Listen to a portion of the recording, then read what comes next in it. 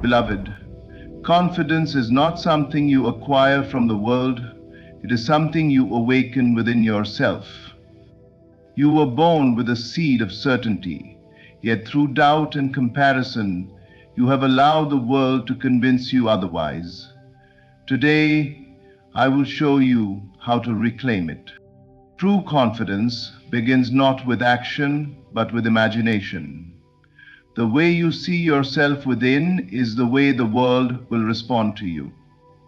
If inwardly you tremble, the world will give you reasons to fear. But if inwardly you stand tall, clothed in the dignity of one who knows their worth, the world cannot help but reflect your boldness. To build unstoppable confidence, you must live from the end. Close your eyes and ask, what would it feel like if I were already fearless? If I already possessed the strength to walk into any room and command it? Do not wait for evidence. Feel it now. The moment you inhabit that inner reality, you step into the power that has been yours all along. Guard your inner conversations, for they are the architects of your identity. Do not speak within yourself as one who is weak, hesitant, or unsure. Speak instead as the one who has already overcome. Whisper within, I am certain, I am capable, I am unstoppable. These words, when felt, reshape your destiny. Doubt will come, for the outer world will challenge your assumption. Yet assumption is stronger than circumstance. Persist in wearing the invisible cloak of confidence. Persist until the invisible becomes visible. Confidence is not a mask. It is the revelation of who you already are beneath fear. And above all, place your faith not in what eyes can see, but in what the heart knows. Confidence is faith in yourself, faith in the unseen self that is greater than every limitation. Trust it, nurture it, and live as if it were already so. Imagination creates reality. This is not just a poetic phrase, but a profound truth that governs the way you live, breathe, and experience the world. Confidence is not something you acquire by collecting compliments, nor is it something that can be granted to you by others. It is born in the secret chamber of your imagination. The inner picture you hold of yourself is the very foundation upon which your outer life is built. Think of it this way. Every moment you are imagining yourself into being.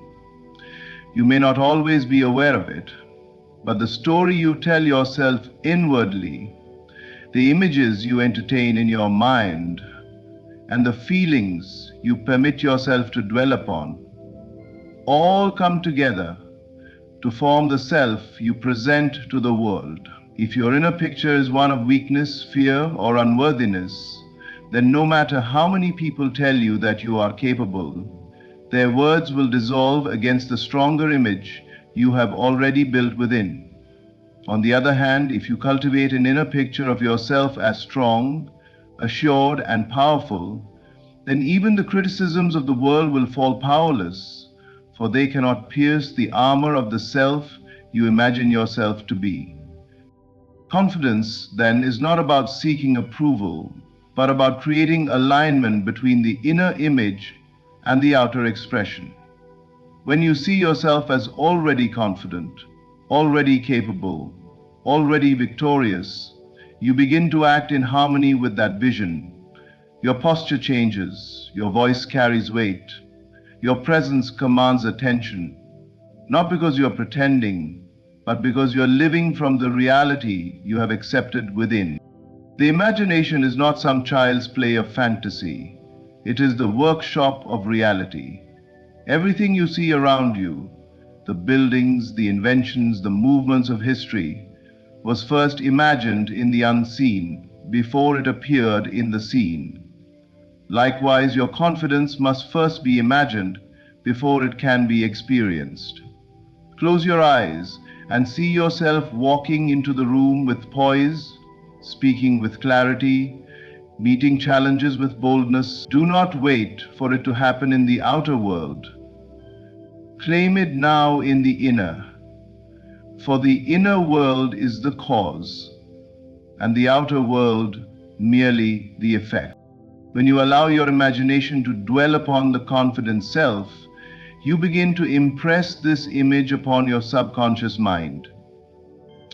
The more often you return to it, the more natural it feels. And what once felt like a dream begins to feel like truth. Then the world will reflect it back to you, not because it has given you confidence, but because you have given confidence to yourself. Therefore, never measure your confidence by the applause of others. Do not wait for the world to validate you. Instead, step boldly into the truth that imagination creates reality. Hold firmly the image of yourself as unstoppable, and reality will bow to the picture you sustain within.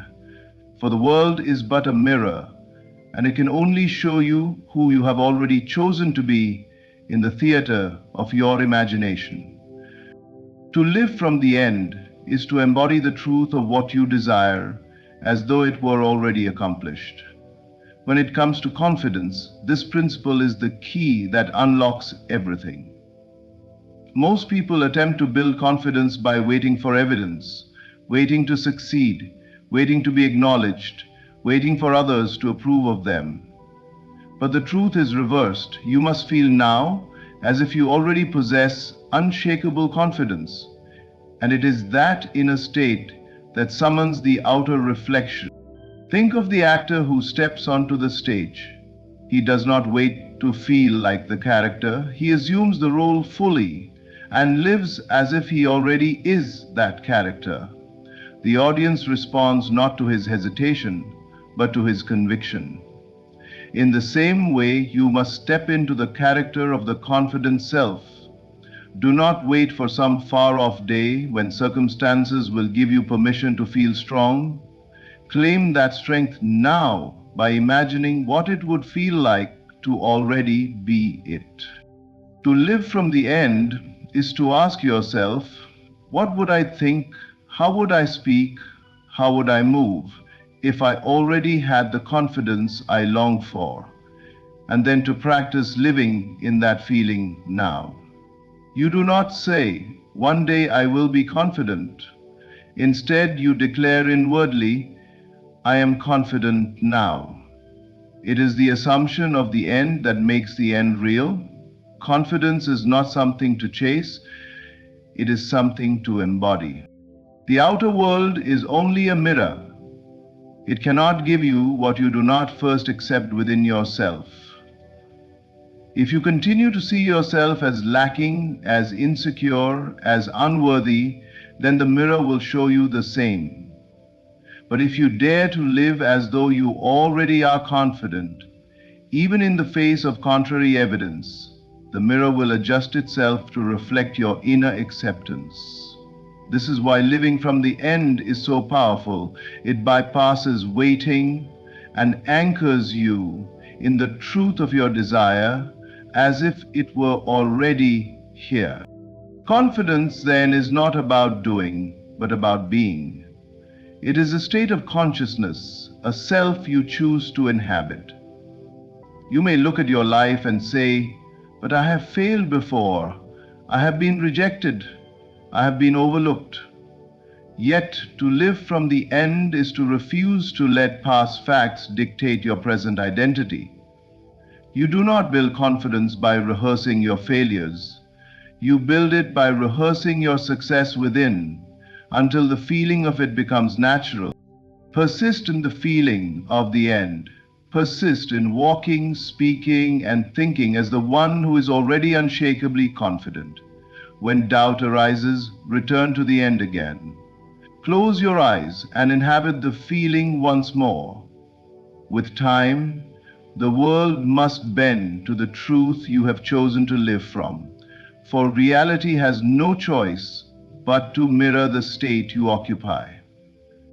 To live from the end is to claim your confidence now, not tomorrow, not when conditions seem perfect, but now. And when you do, the outer world will align itself to the inner picture you have dared to make real. The words you speak silently to yourself, the dialogues you hold in the secret chambers of your mind, are the builders of your identity. These inner conversations are not meaningless thoughts that pass and vanish. They are seeds planted in the fertile soil of your imagination, and every seed brings forth after its kind. If you continually speak within as one who doubts, hesitates, or fears, then the world will mirror those whispers back to you in the form of insecurity and limitation. Those whispers back to you in the form of insecurity and limitation. But if you dare to change the dialogue, if you begin to speak inwardly as the confident version of yourself, you reshape the very essence of who you are. Most people are unaware of the conversations they are having within. They rehearse failure before it happens. They anticipate rejection before they even step forward. They silently tell themselves, I can't do this, I'm not ready, I'm not good enough. And then they are surprised when life reflects exactly what they have already declared. But the truth is, you cannot speak weakness within and expect strength without. You cannot whisper defeat inwardly and expect victory outwardly. Your life is the echo of your inner speech. To build unstoppable confidence, you must take charge of this hidden dialogue. You must become aware of the words you are saying to yourself in silence, and you must begin to change them deliberately. This does not mean repeating empty phrases without feeling, but entering into a new inner story. Imagine speaking to yourself as though you are already the confident one you desire to be. Ask yourself, what does confidence sound like within me? What would I be saying to myself if I knew I was unstoppable? And then begin to speak that way again and again until it becomes your natural voice. Inner conversations shape identity because identity itself is nothing more than the story you accept about yourself. If your story is one of fear, then fear will follow you. If your story is one of boldness, then boldness will rise within you. Every time you speak inwardly as the confident self, you are chiseling away the old image and building a new one. It is like sculpting stone. The repeated strikes of your inner words slowly shape the masterpiece of your true self. The key is persistence. At first, the old voice of doubt may resist. You may find yourself slipping into the same fearful conversations. But each time you catch it, you have an opportunity to shift. Refuse to let the old dialogue dominate. Interrupt it with the voice of your confident self. Speak within as if you already are the person you long to become. With each repetition, the old identity weakens and the new one takes root. Soon, your outer actions begin to match your inner speech. You walk differently, you speak with more authority, you carry yourself with poise. Not because you forced yourself to, but because your inner world has changed and the outer must follow. The silent conversations you hold are not trivial. They are the script of your destiny. Change the script, and the play of your life must change. Begin now to speak within as the confident version of yourself, and you will discover that confidence is not something you chase, but something you have always had, waiting to be claimed by the voice within. Assumption is the key that silences doubt. Every great transformation begins with the decision to assume a new state of being, regardless of whether the outer world confirms it. To build unstoppable confidence, you must learn to assume the role of the self-assured individual, even when your circumstances suggest otherwise. Doubt will always whisper, evidence may seem to contradict you, but assumption, when held firmly, overrules doubt and eventually hardens into fact. Think of a seed placed in the soil. At first, the ground looks unchanged. The surface gives no evidence that anything has taken root. Yet beneath the soil, an invisible process is at work, and in time, what was assumed to be there reveals itself in form. In the same way, your assumption of confidence may feel invisible at first. You may still feel the tremors of uncertainty, still hear the echo of self-doubt, still notice situations that reflect weakness, but do not be deceived by appearances.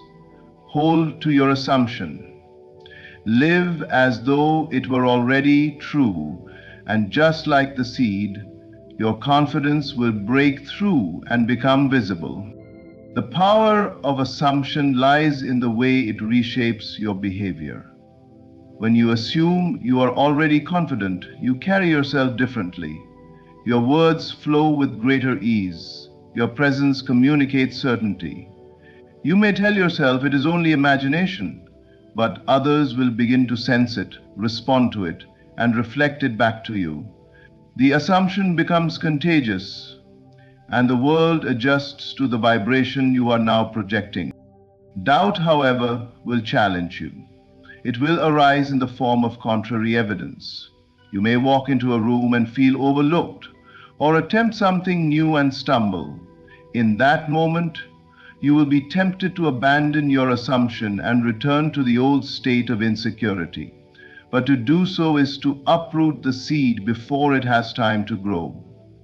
The secret is persistence.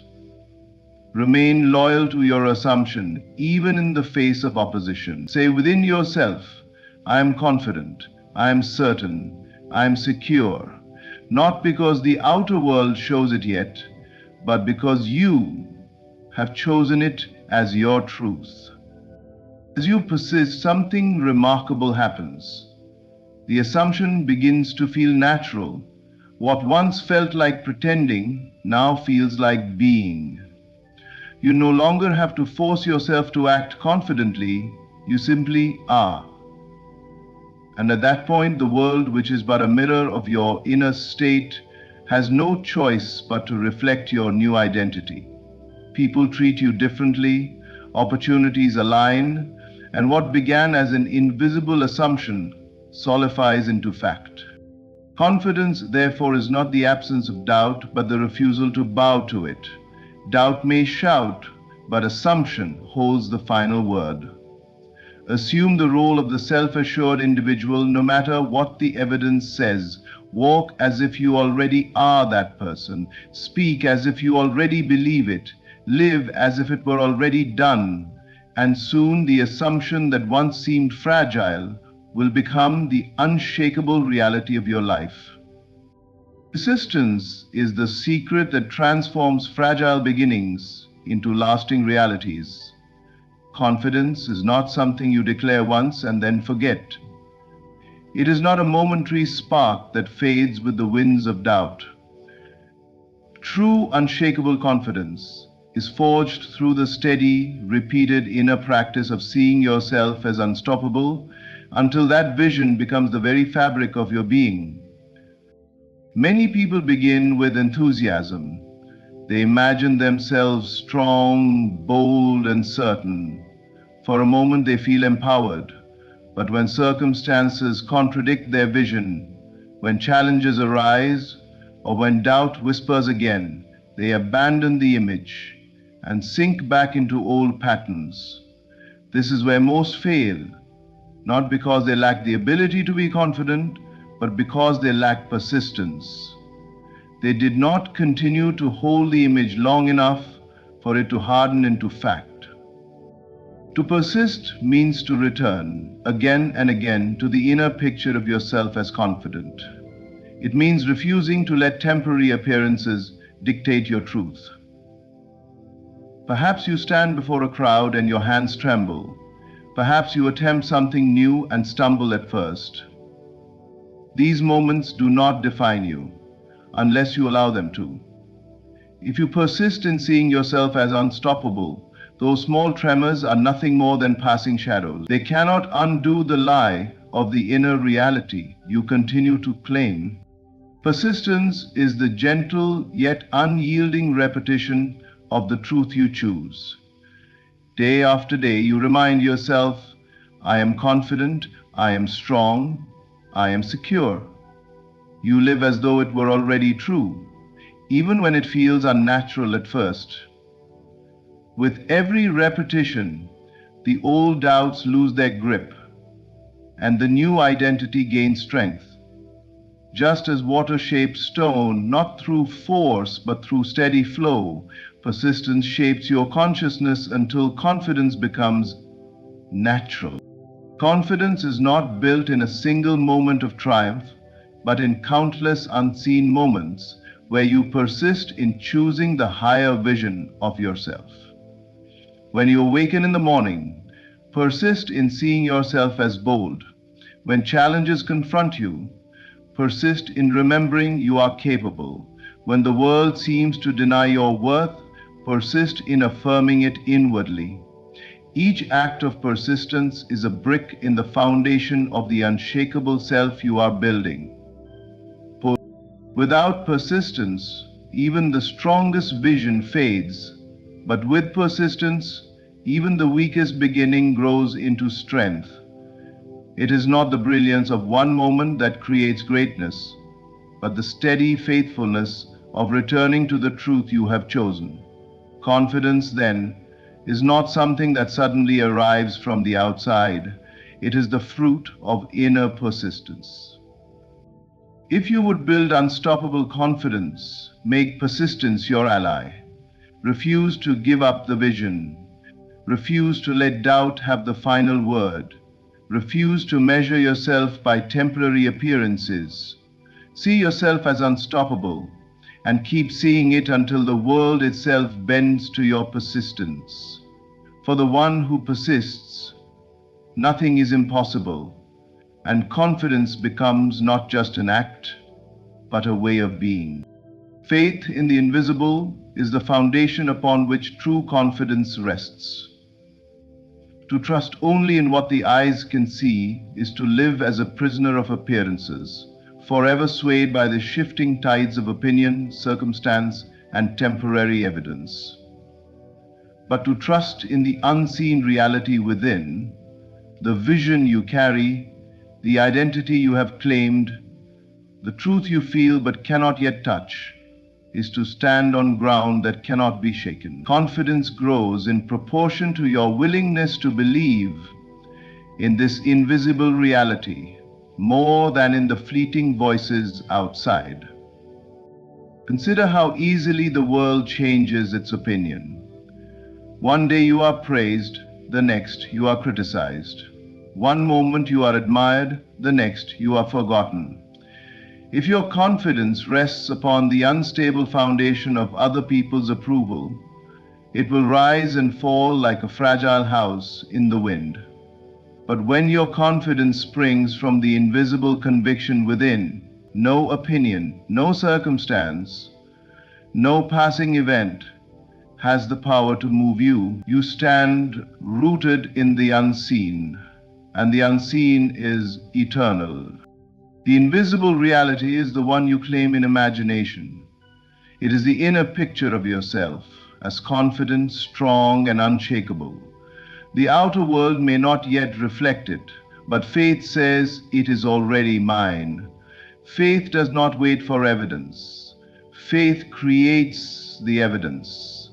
The confident self you imagine is more real than the doubt others may speak over you, because what you sustain within will inevitably shape what appears without. To have faith in the invisible is to look beyond appearances. You may look in the mirror and see hesitation. You may step into a room and feel overlooked.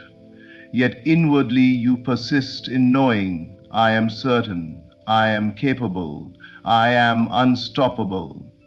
You refuse to measure yourself by what the senses report, and instead you measure yourself by the unseen reality you have chosen.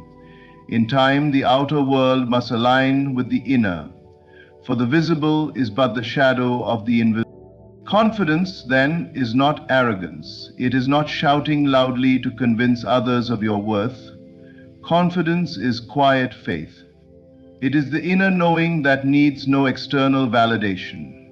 When you live with faith in the invisible, your presence itself speaks louder than words.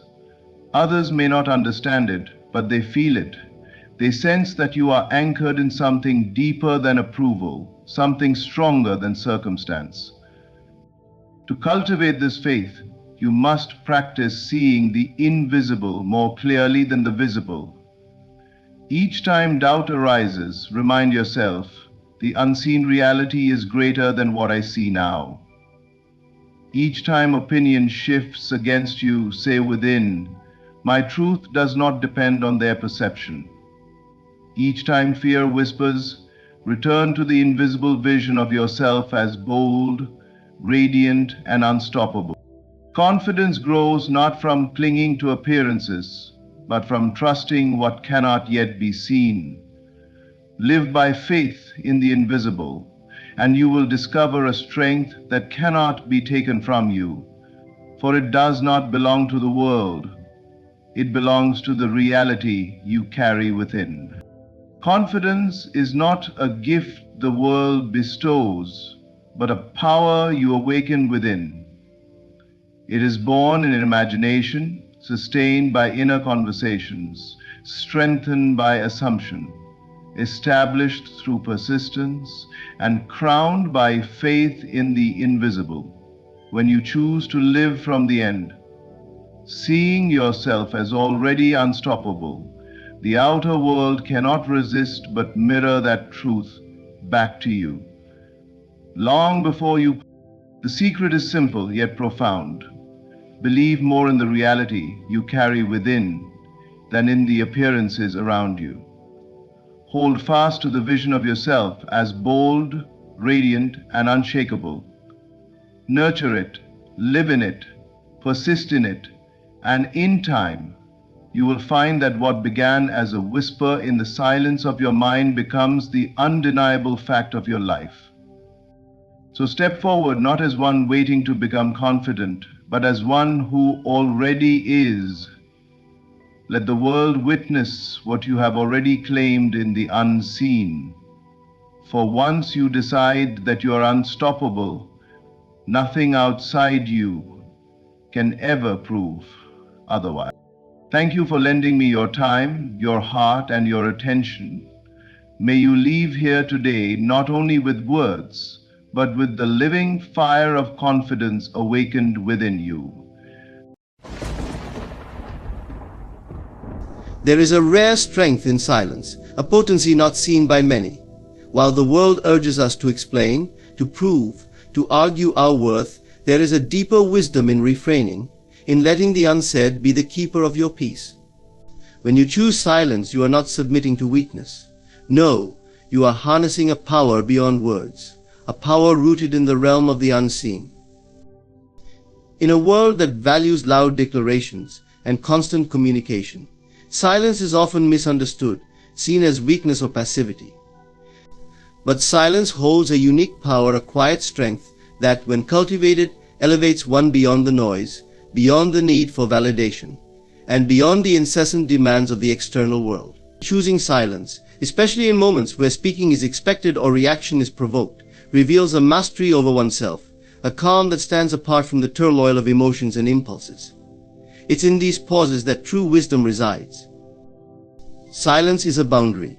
It shields you from distractions, from those who seek to sway or diminish you with their words or influence. When you choose not to react, when you refrain from engaging with energies that are draining or negative, you protect your own. This silence, however, is not an empty void, it's a shield. an invisible armor that safeguards your mind and spirit from the forces that would pull you into unnecessary conflict.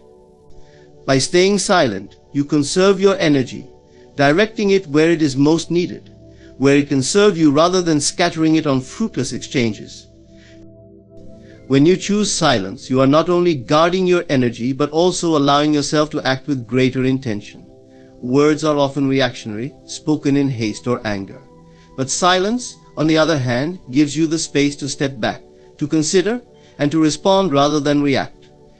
Through silence, you learn patience. You train yourself to wait, to let emotions settle, to see a situation for what it truly is, rather than what your initial reaction dictates. In that stillness, clarity emerges, allowing you to perceive things others miss, to understand layers beyond the surface, and to approach life's complexities with a clear and composed mind. There is also a profound power in what is unsaid. When you refrain from sharing your every thought or revealing your innermost plans, you retain a mystery, a sacredness to your inner world that others cannot touch. Not everyone needs to know your intentions, your desires, or your beliefs. By keeping these to yourself, you prevent outside influences from diluting or distorting what you hold dear. In silence, you can nurture your dreams and visions without the interference or judgment of others.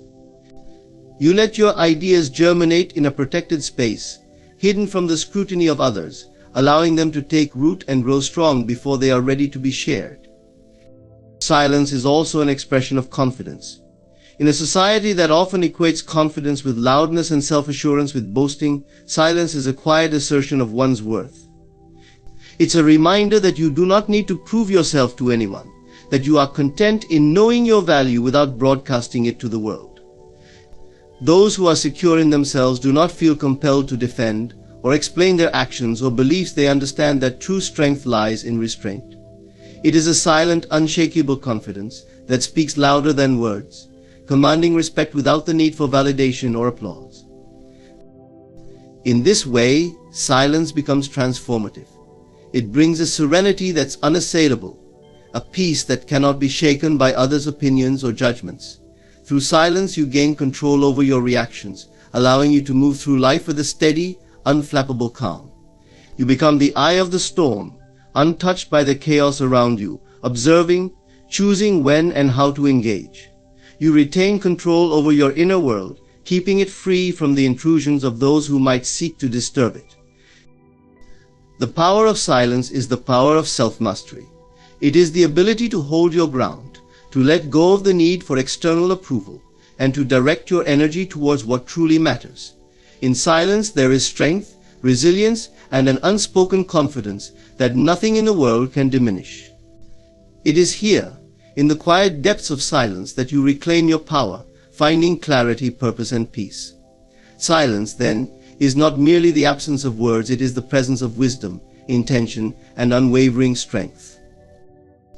In a world constantly buzzing with noise, distractions, and the expectations of others, preserving your inner peace is not merely an option, it is essential. Inner peace is the sanctuary within, the calm space that allows you to navigate life's storms without being thrown off course. To protect this peace is to protect your well-being, your clarity, and the truest parts of yourself from the pressures and stresses that can otherwise consume you. It is in this inner peace that you find the strength to remain steady, no matter what chaos may surround you. Protecting your inner peace means learning to say no to the things, people, and situations that disrupt your balance. It means discerning between what nurtures your soul and what drains it. There will always be demands for your attention, and not all of them are worthy of your energy. When you guard your peace, you establish boundaries not out of selfishness, but out of self-respect. These boundaries serve as a line that others cannot cross, a reminder that your well-being is not negotiable. Every no spoken from a place of self-care strengthens your inner peace, reinforcing your dedication to maintaining a balanced and harmonious inner life. In preserving your inner peace, you also protect yourself from the influence of negativity. The world is filled with people who will try to project their frustrations, judgments, and insecurities onto you. But when you make peace your priority, you become more discerning about the energy you allow into your life. You recognize that not every opinion needs to be heeded. Not every comment needs a response. and not every challenge requires engagement. By choosing what you give your attention to, you create a shield against unnecessary disturbances. This act of preservation is not about escaping reality, it's about cultivating a state of mind where you can observe without absorbing, where you can witness the noise without letting it penetrate your core. Inner peace also comes from releasing the need for control. Much of life is beyond our grasp, and attempting to control everything leads to tension, frustration, and ultimately burnout. To preserve your peace, you must learn the art of letting go of accepting what you cannot change and focusing instead on what you can. This surrender does not mean passivity, rather. It's a recognition that peace cannot coexist with the constant struggle to dominate every aspect of life. By embracing the flow, by accepting what is, you release yourself from the grip of anxiety and enter a state of ease. You learn to trust in the natural unfolding of life, confident that whatever comes, you will face it with resilience and calm. Maintaining your inner peace also requires a commitment to self-awareness. The journey inward allows you to recognize the thoughts, habits, and beliefs that disturb your equilibrium. Often we hold on to past hurts, regrets, or worries about the future, all of which disrupt our peace. But by cultivating mindfulness and awareness, you can identify these mental patterns and gently let them go. You begin to see that peace is not something to be found outside yourself, it is a state you create within. When you are mindful, you stay present, grounded in the here and now, unburdened by the weight of the past or the anxieties of the future. Preserving your inner peace involves taking time for solitude and reflection. The constant demands of modern life can make it easy to lose touch with yourself, to become overwhelmed by the expectations of others. Solitude allows you to reconnect with your essence, to remember who you are beyond roles and labels. In moments of quiet, you can recalibrate, recenter, and restore the parts of yourself that daily life may have worn down. It's in these times of solitude that your inner peace is renewed, as you reconnect with what truly matters to you and release what no longer serves. To preserve your inner peace is to commit to self-compassion. Often we are our own harshest critics, berating ourselves for mistakes or failures. But inner peace cannot thrive in an environment of self-judgment. When you are kind to yourself, when you forgive yourself, you foster a gentle space within, one where peace can flourish. Self-compassion allows you to move forward without the baggage of guilt or shame, to approach each day with a lightness that brings peace into your every moment. To protect your inner peace, you make a profound statement that your well-being, clarity, and joy are worth more than the noise, the drama, and the demands of the external world. You cultivate a strength that is unwavering, a calm that becomes your foundation, enabling you to live authentically, resiliently, and peacefully. Inner peace, once preserved, becomes the compass that guides you through life, a steady reminder of who you are and what truly matters. In a world where people often feel compelled to explain, justify, and verbalize every ambition, belief, and achievement, there is profound wisdom in letting actions speak for themselves. True influence is not derived from words alone, rather, it's the quiet consistency of one's actions that conveys the real message. When you choose to express yourself through what you do, rather than what you say, you develop a form of authenticity that resonates more deeply with others and brings clarity to your life's path. Actions carry a weight that words simply cannot. Words are often subject to interpretation, sometimes even misunderstood, but actions reveal your intentions with unmistakable clarity. They require no further explanation, no embellishment, no need to convince. An action done with purpose and integrity speaks to the truth of who you are. It communicates sincerity, effort, and dedication in a way that words alone never could. When you allow actions to be your voice, you eliminate the possibility of misinterpretation, creating a language of consistency and truth that others can recognize and respect. Actions reveal the depth of your commitment. Talk can be easy, promises can be made, goals declared, and visions painted in words, but it's in the doing that these words are tested. It's not enough to tell people what you plan to accomplish, or who you hope to be. Real change and growth are reflected in what you consistently choose to do. When you act on your intentions, you demonstrate that your words have substance, that your beliefs are more than ideas, they are realities in motion. The courage to pursue your goals, even in silence, marks the difference between empty declarations and genuine progress. Letting actions speak for you also protects your energy. Explaining yourself or defending your decisions can be draining and often unnecessary. There will always be those who question, doubt, or even discourage you. But when you let your actions do the talking, you no longer feel compelled to answer every critique or address every skeptic. You reserve your energy for the things that matter, for the actions that move you closer to your goals. This quiet focus allows you to stay committed to your path without getting sidetracked by the need for external validation. By letting actions speak for you, you also cultivate humility and grace. When your actions align with your values, you create a natural humility that requires no fanfare.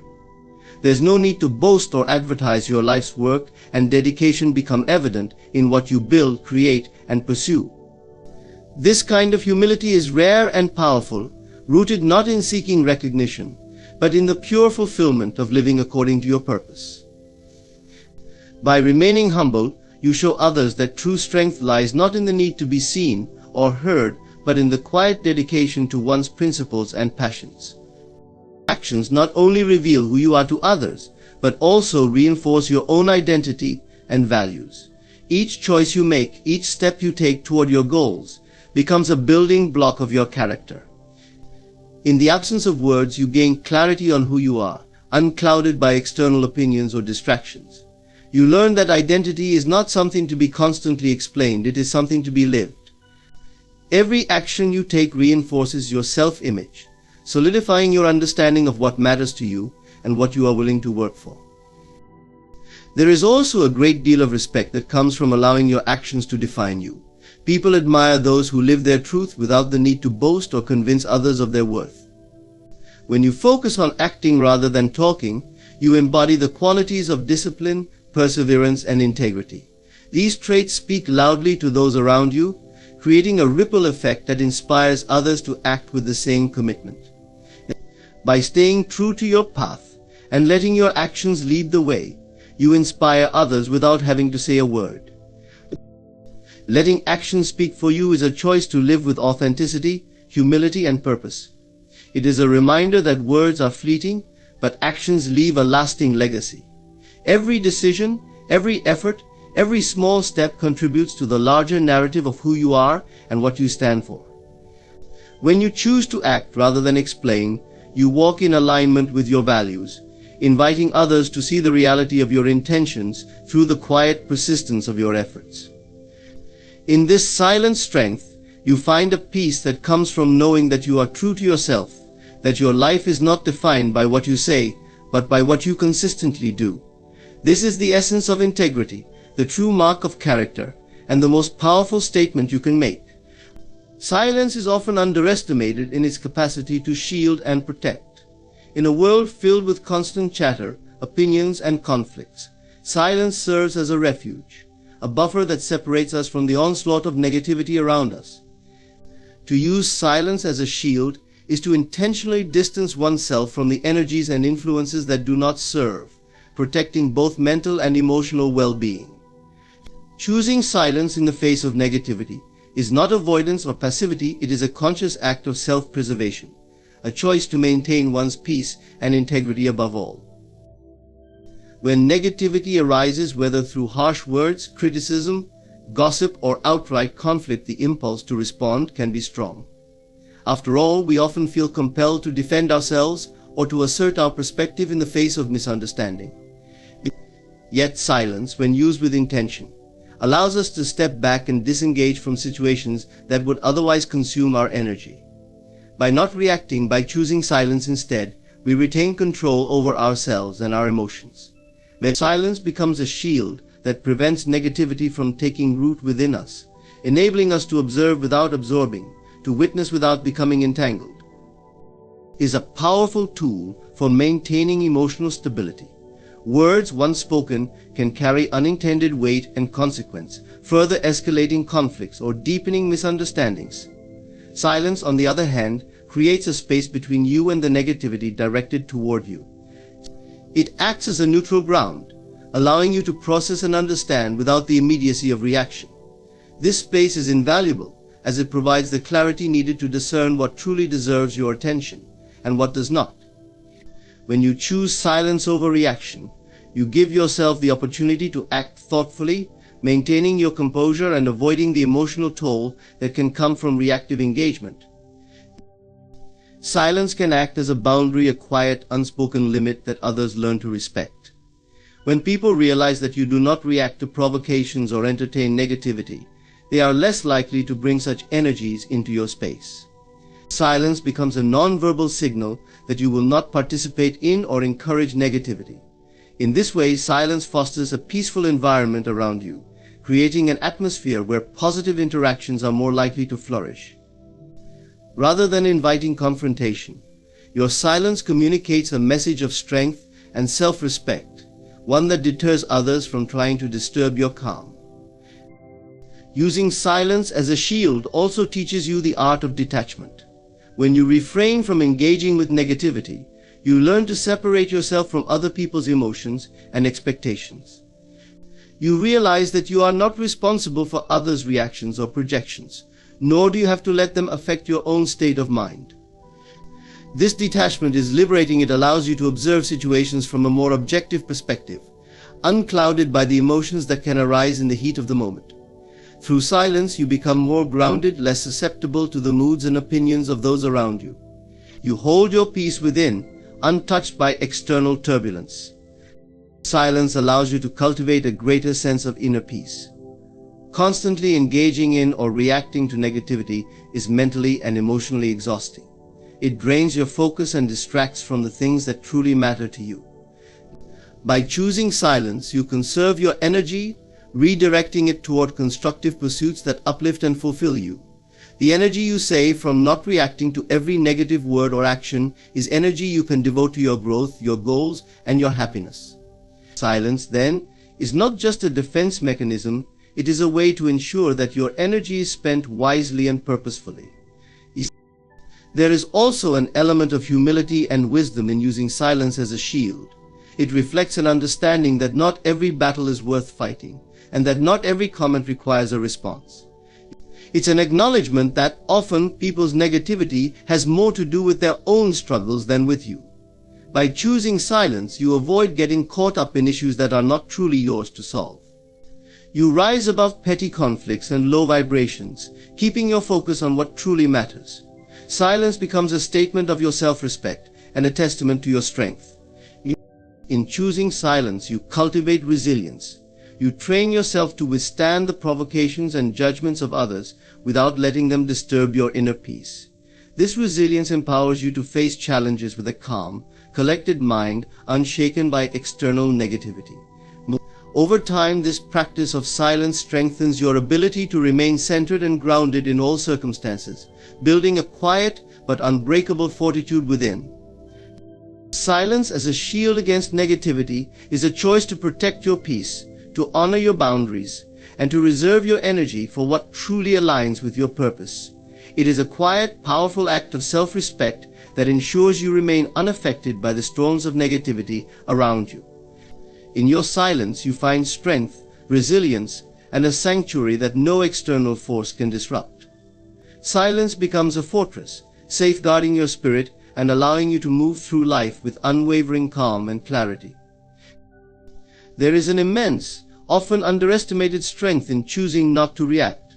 In a world that values quick responses and immediate reactions, refraining from responding can seem passive or weak. Yet in truth, it takes a high level of self-discipline and emotional intelligence to hold back, to resist the urge to defend, explain, or counter every word or action that comes your way. By choosing not to react, you preserve your power, maintain control over your emotions, and ultimately command more respect from others and from yourself. Not reacting provides a moment of pause, a chance to step back, observe, and assess a situation from a distance. Emotions are powerful and can drive us to say or do things we may later regret. When you refrain from reacting impulsively, You give yourself space to process and respond thoughtfully, if necessary. This pause can be transformative. It prevents you from being swayed by anger, frustration, or other reactive emotions, allowing you to see things from a more grounded perspective. In that moment of silence, you retain control, ensuring that whatever decision you make is aligned with your true intentions rather than fleeting emotions. By choosing not to react, you also protect your peace. Life is filled with challenges, and people may say or do things that trigger upset or provoke you. Reacting to every slight or criticism can be exhausting, draining you of your mental and emotional energy. Not every opinion requires a response. Not every challenge deserves engagement, and not every criticism is worth your time. When you learn to let go of the need to respond to negativity, you save your energy for what truly matters. By letting situations pass without reaction, you rise above them, keeping your focus and energy centered on your own path and goals. Choosing silence over reaction also communicates confidence. People who feel secure in themselves do not need to prove anything to others. They don't feel compelled to defend themselves at every turn or counter every judgment. This quiet confidence is powerful and often commands more respect than loud reactions. By holding back, you show that your worth and values are not up for debate, that you are grounded in who you are regardless of others' opinions. In not reacting, you communicate that you are unshaken, that you do not need validation, and that your strength is independent of external influences. Furthermore, choosing not to react can shift the dynamics of a situation. When someone is trying to provoke you, your lack of response can disarm them. People who aim to upset or control you rely on your reaction. Without it, they lose their power. In this way, silence becomes a boundary that subtly conveys, "You cannot disturb my peace." Rather than getting entangled in someone else's negativity, you create a protective barrier around yourself, demonstrating that you are not a participant in their game. This boundary is both respectful and firm, showing that you value your own well-being over engaging in unnecessary conflict. Not reacting is also an act of self-respect. When you choose to remain silent in the face of provocation, you honor your own worth. You recognize that your peace is more valuable than any temporary satisfaction that a reaction might bring.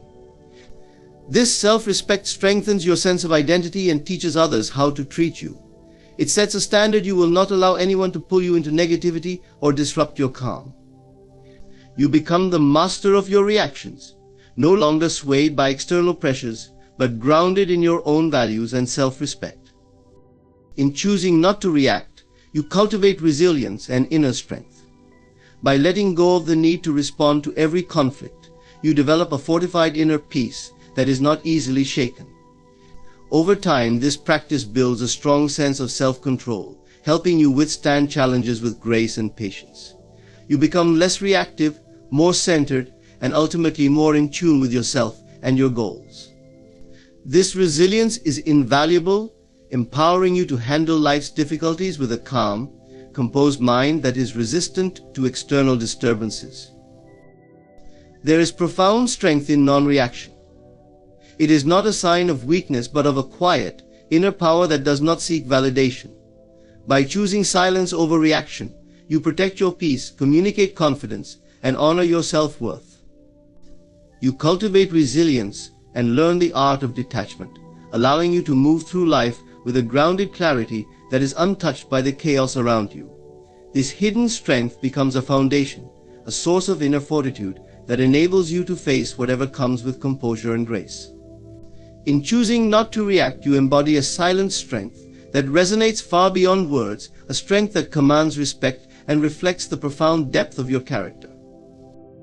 In a world where sharing is encouraged and often expected, there is a quiet, powerful wisdom in guarding your dreams within the sacred space of silence. Dreams are delicate in their early stages, like seeds planted in fertile soil. They need time to grow strong roots before facing the elements of the outside world. When you choose to keep your dreams within, you protect them from the scrutiny, doubt, and influence of others. In silence, you create a sanctuary where your aspirations can grow freely, untouched by opinions or judgments. This silence becomes a nurturing womb, shielding your dreams as they take shape, allowing them to develop in purity and strength. Guarding your dreams within silence also shields them from the potentially limiting beliefs of others. Well-meaning friends, family, or colleagues may cast doubt, question your plans, or voice concerns based on their own fears or limitations. These external voices can cloud your vision, casting shadows of uncertainty over the pure, unformed dream you hold inside. By keeping your dreams to yourself, you protect them from these external influences, allowing them to grow without the weight of others' opinions. Silence becomes a form of freedom, giving your dreams the space to develop fully in alignment with your authentic desires, rather than being shaped or compromised by others' expectations. Holding your dreams in silence builds a quiet inner strength. When you resist the urge to share every thought, every ambition, you cultivate discipline and patience. You learn to rely on your inner guidance rather than seeking external validation. In this silence, you build a stronger connection to your intuition, trusting your own inner compass rather than the feedback of others.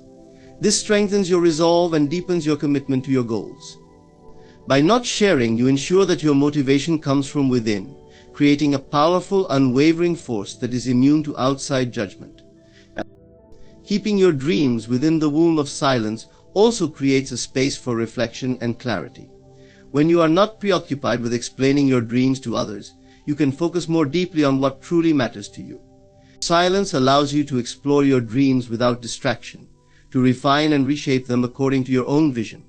In this space, you can examine your motivations, adjust your goals, and align your dreams with your values. This inner work is essential, as it prepares you to pursue your dreams with a clear and purposeful intent, free from the noise and expectations of the world. There comes a moment when the wisest action is not to act at all.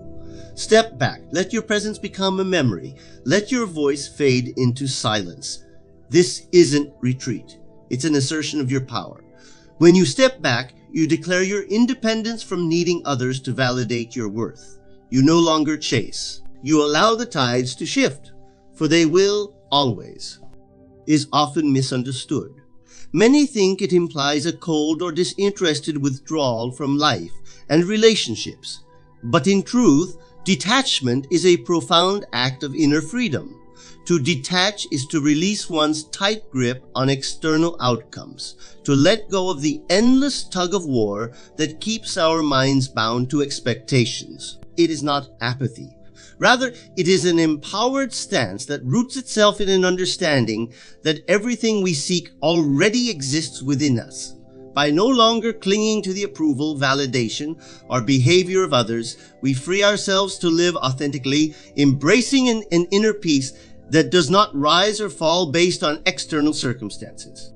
When you're truly detached, you realize that people and situations are not the source of your happiness or peace. These qualities arise from within. Attachment, however, leads to suffering because it ties your happiness to forces beyond your control. The nature of life is change. Relationships evolve. People's opinions shift and events unfold unpredictably.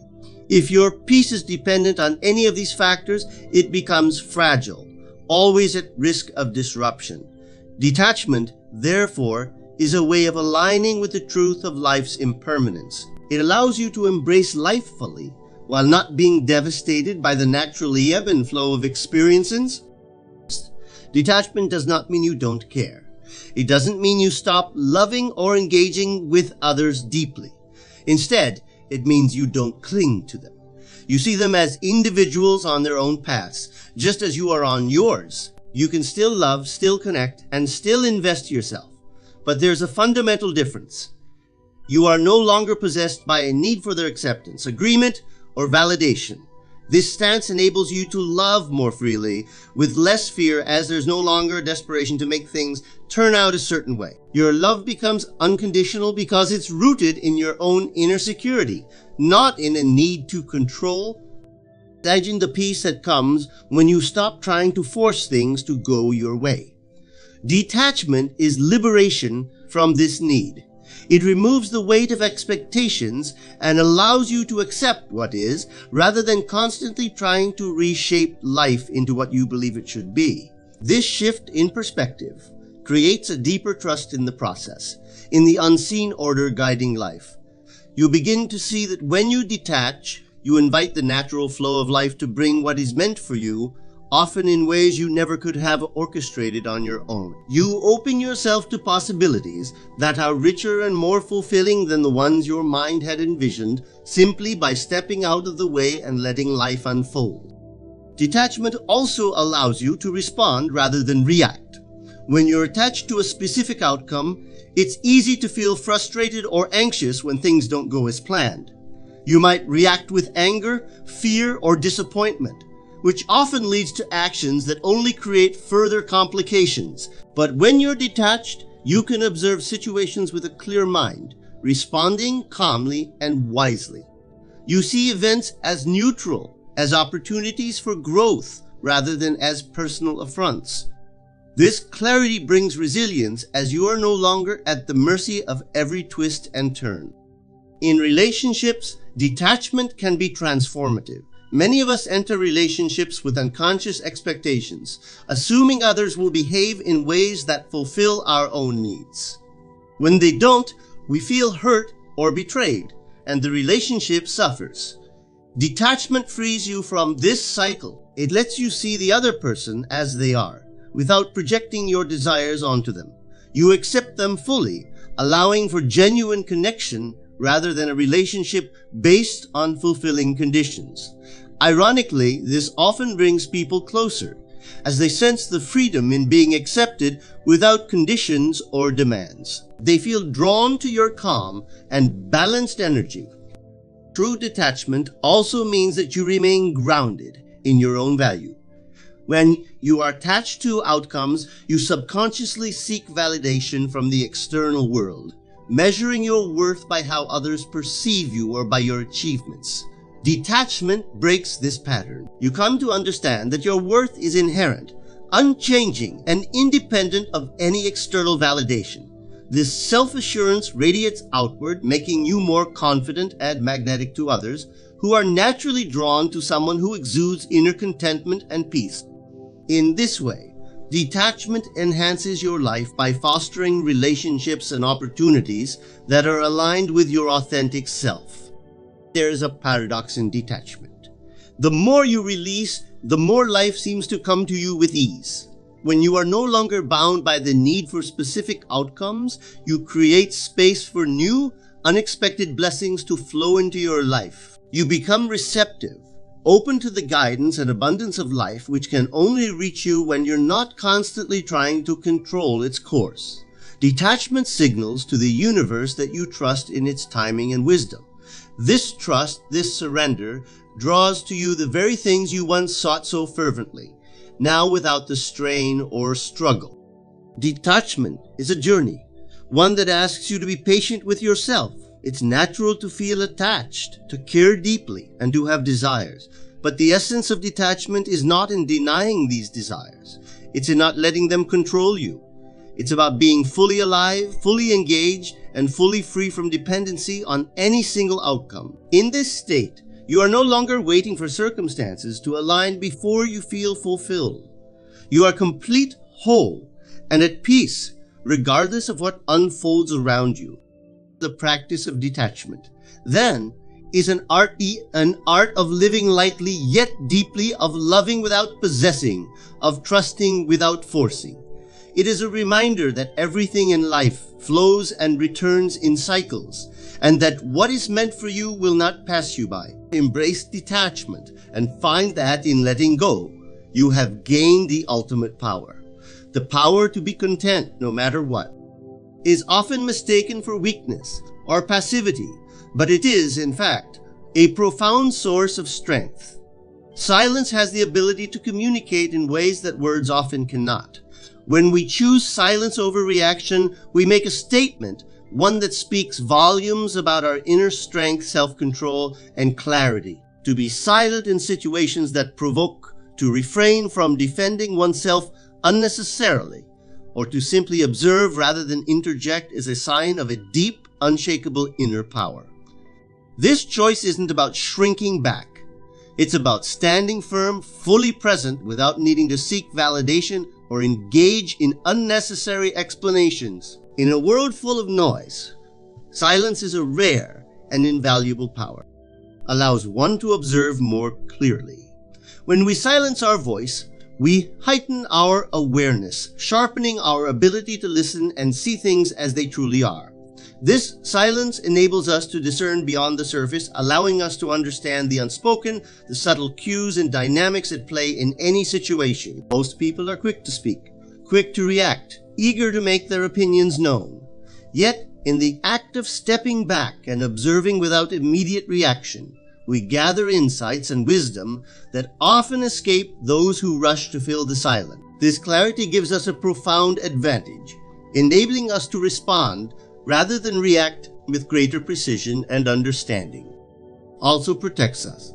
When we stay silent, particularly in tense or emotional situations, we conserve our energy, choosing not to waste it on conflicts or arguments that would drain us without any real benefit.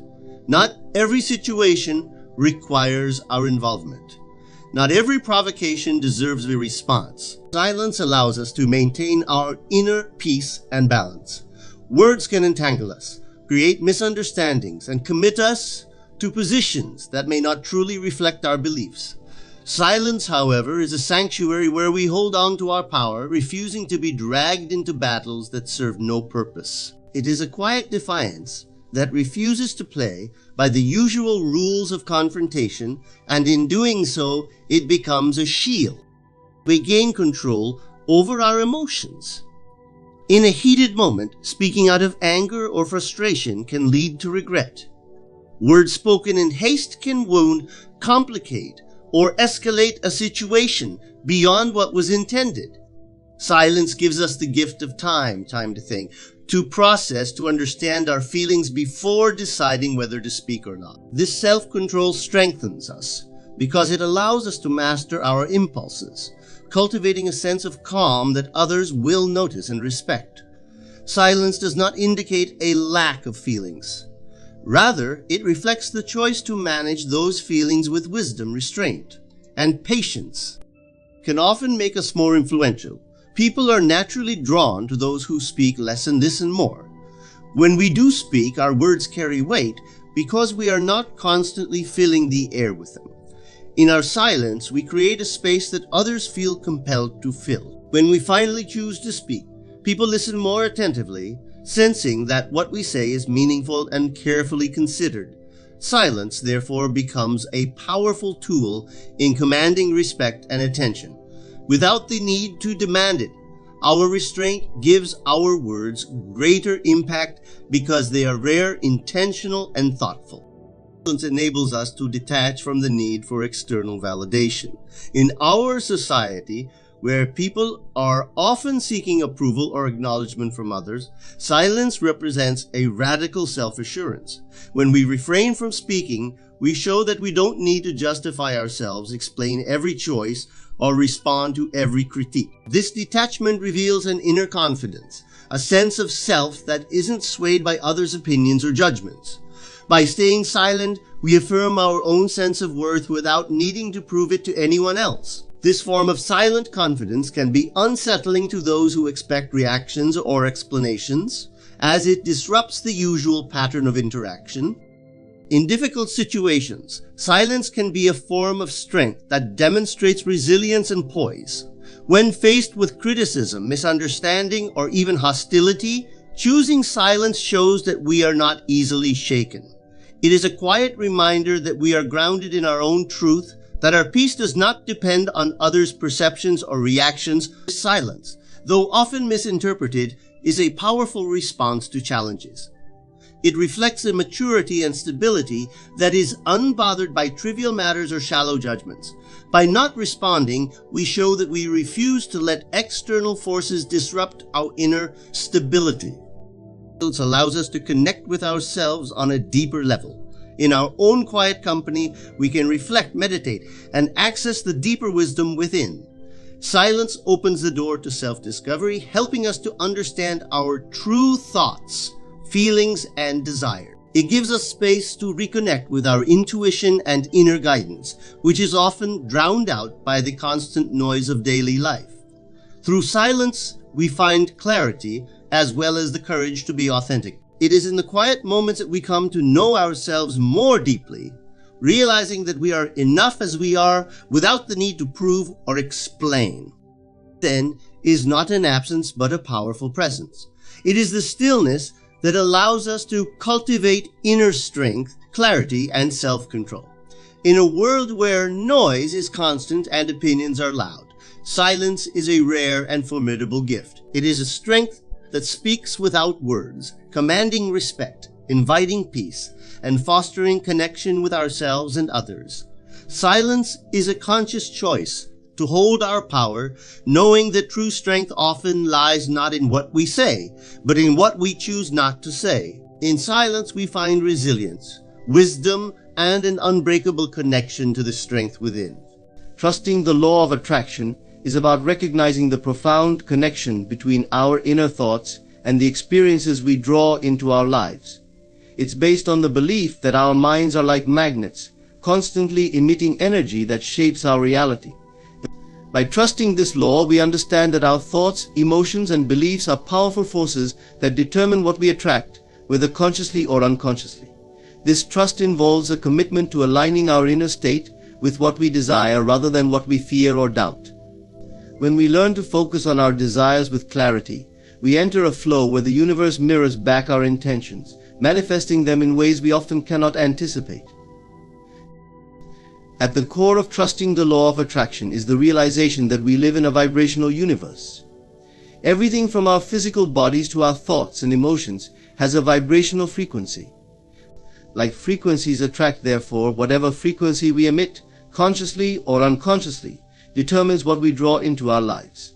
When we focus on love, abundance, or success, we emit high frequencies that align with positive experiences. Conversely, when we dwell on worry, scarcity, or resentment, we attract circumstances that reflect those lower vibrations.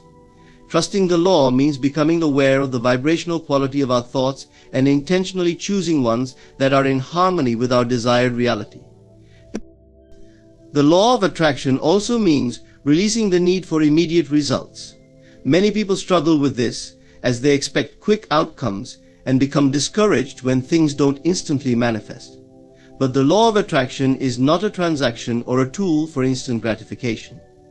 Trusting it requires patience, and understanding that things unfold in their own time, and often in ways that surpass our expectations.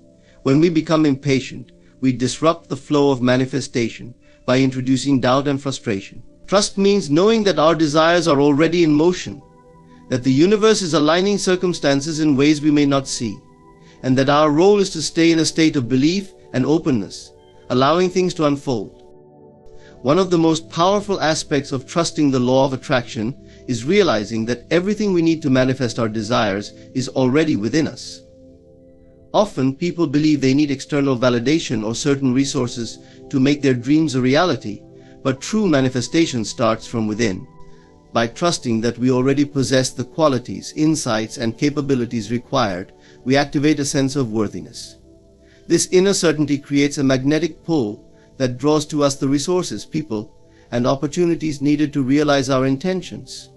Trusting the law involves embodying our desires, acting as if what we seek is already ours, knowing that our internal state creates the external experience. Trust also requires releasing attachment to specific outcomes. Often we limit ourselves by envisioning rigid outcomes and specific paths. By doing so, we restrict the universe's potential to deliver what is truly best for us. Trusting the law of attraction means letting go of the how and embracing the possibility that what we receive might come in ways we hadn't anticipated. This openness creates space for the universe to work, bringing about results that align with our highest good, often in ways that exceed our expectations. When we let go of our need to control, we open the door for new possibilities to enter our lives. Furthermore, trusting the law of attraction means cultivating a sense of gratitude even before we see results.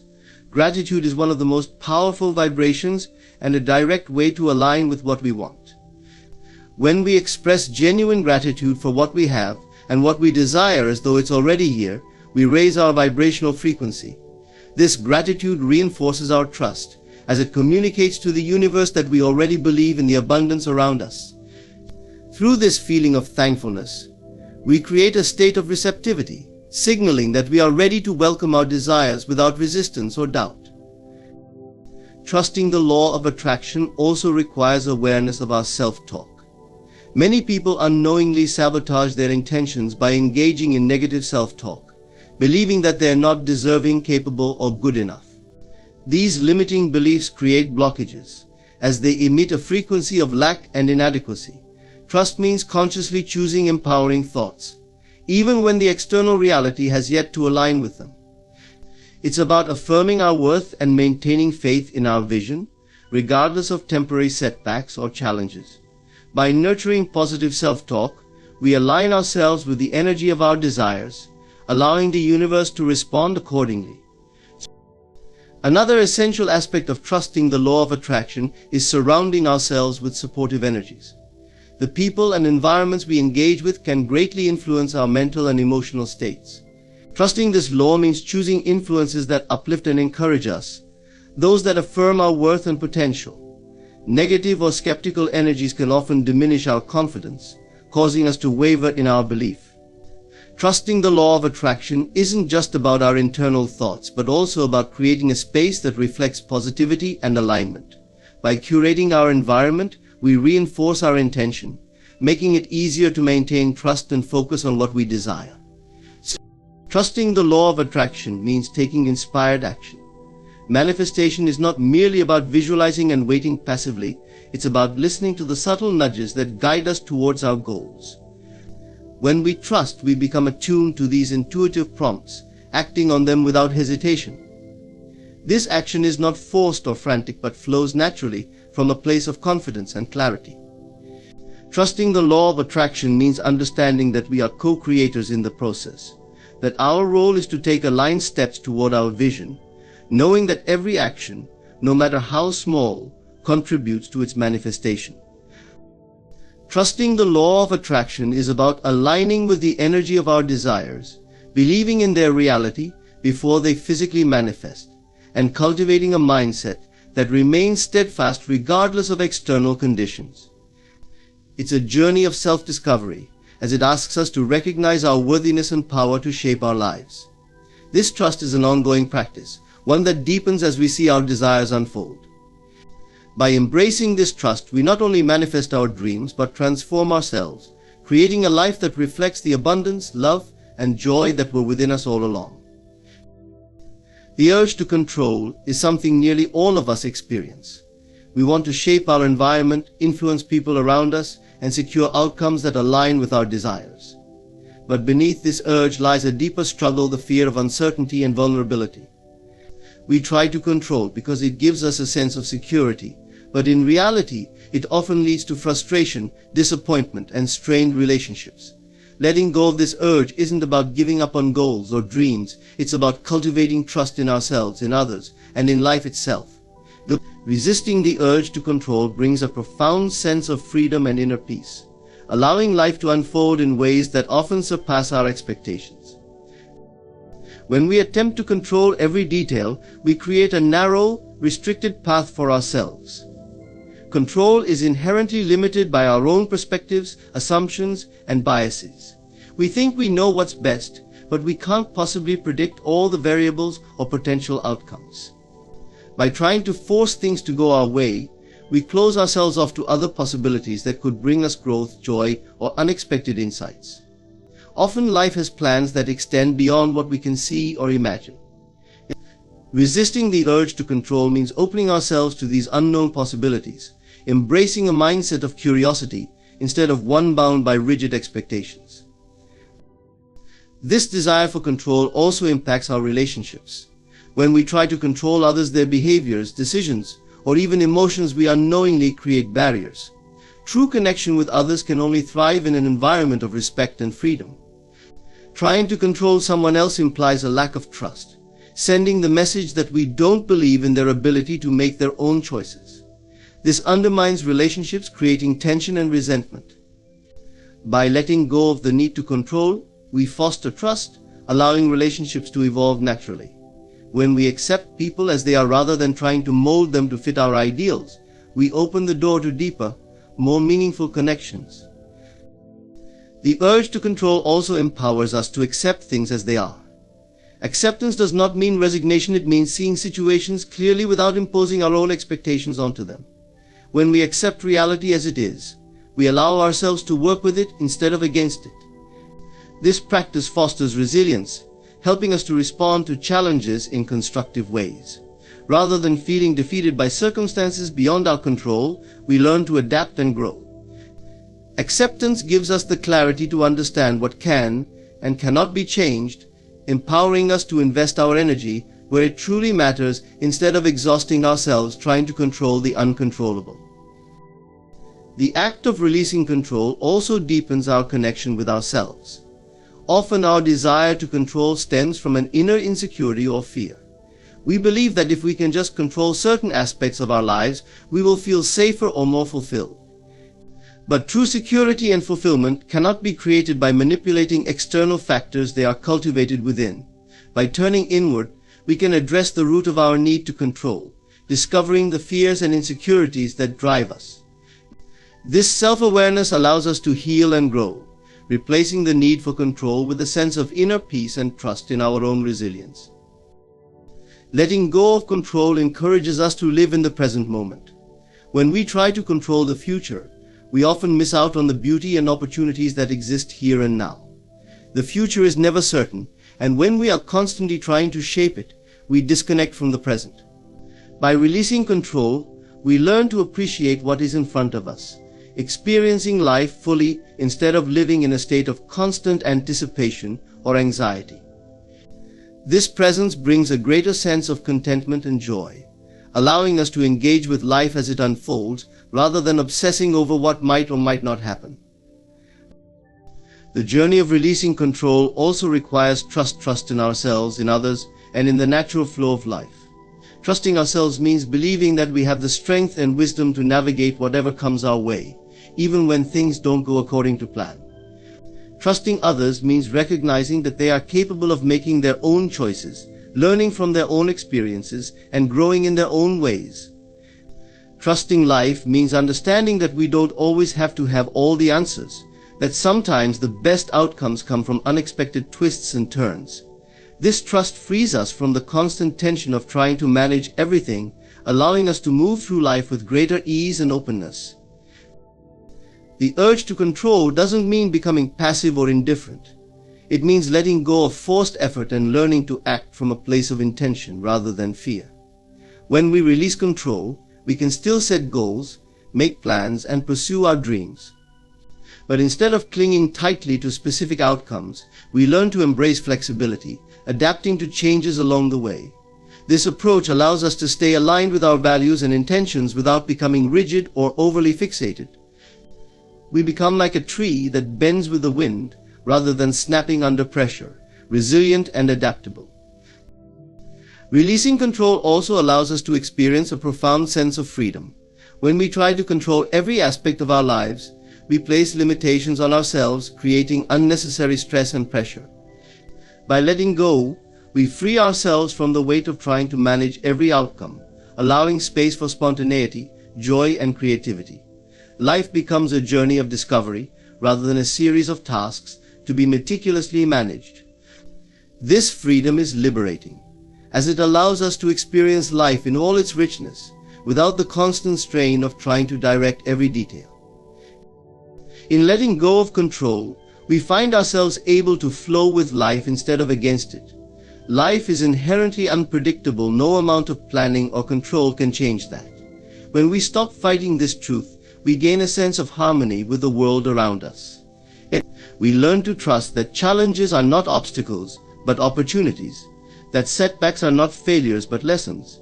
This mindset shift brings a deeper sense of peace, as we realize that we don't have to control life to find meaning or happiness. Instead, we can find fulfillment in embracing each moment as it comes, knowing that life often has a wisdom that surpasses our own. Resisting the urge to control allows us to cultivate a life of greater balance, freedom, and fulfillment. It opens our hearts to the present moment, deepens our connections with others, and fosters a sense of trust and resilience within ourselves. By letting go of the need to manage every outcome, we create space for growth, joy, and discovery. In this surrender, we find a strength that is rooted not in control, but in the ability to embrace life as it is unpredictable, ever-changing, and filled with endless possibilities. There are times when stepping back and letting others feel our absence can be a powerful act. It's a way of establishing boundaries, of showing respect for ourselves, and of helping others appreciate our presence. Often people take us for granted, not because they are unkind, but because they become used to our constant availability.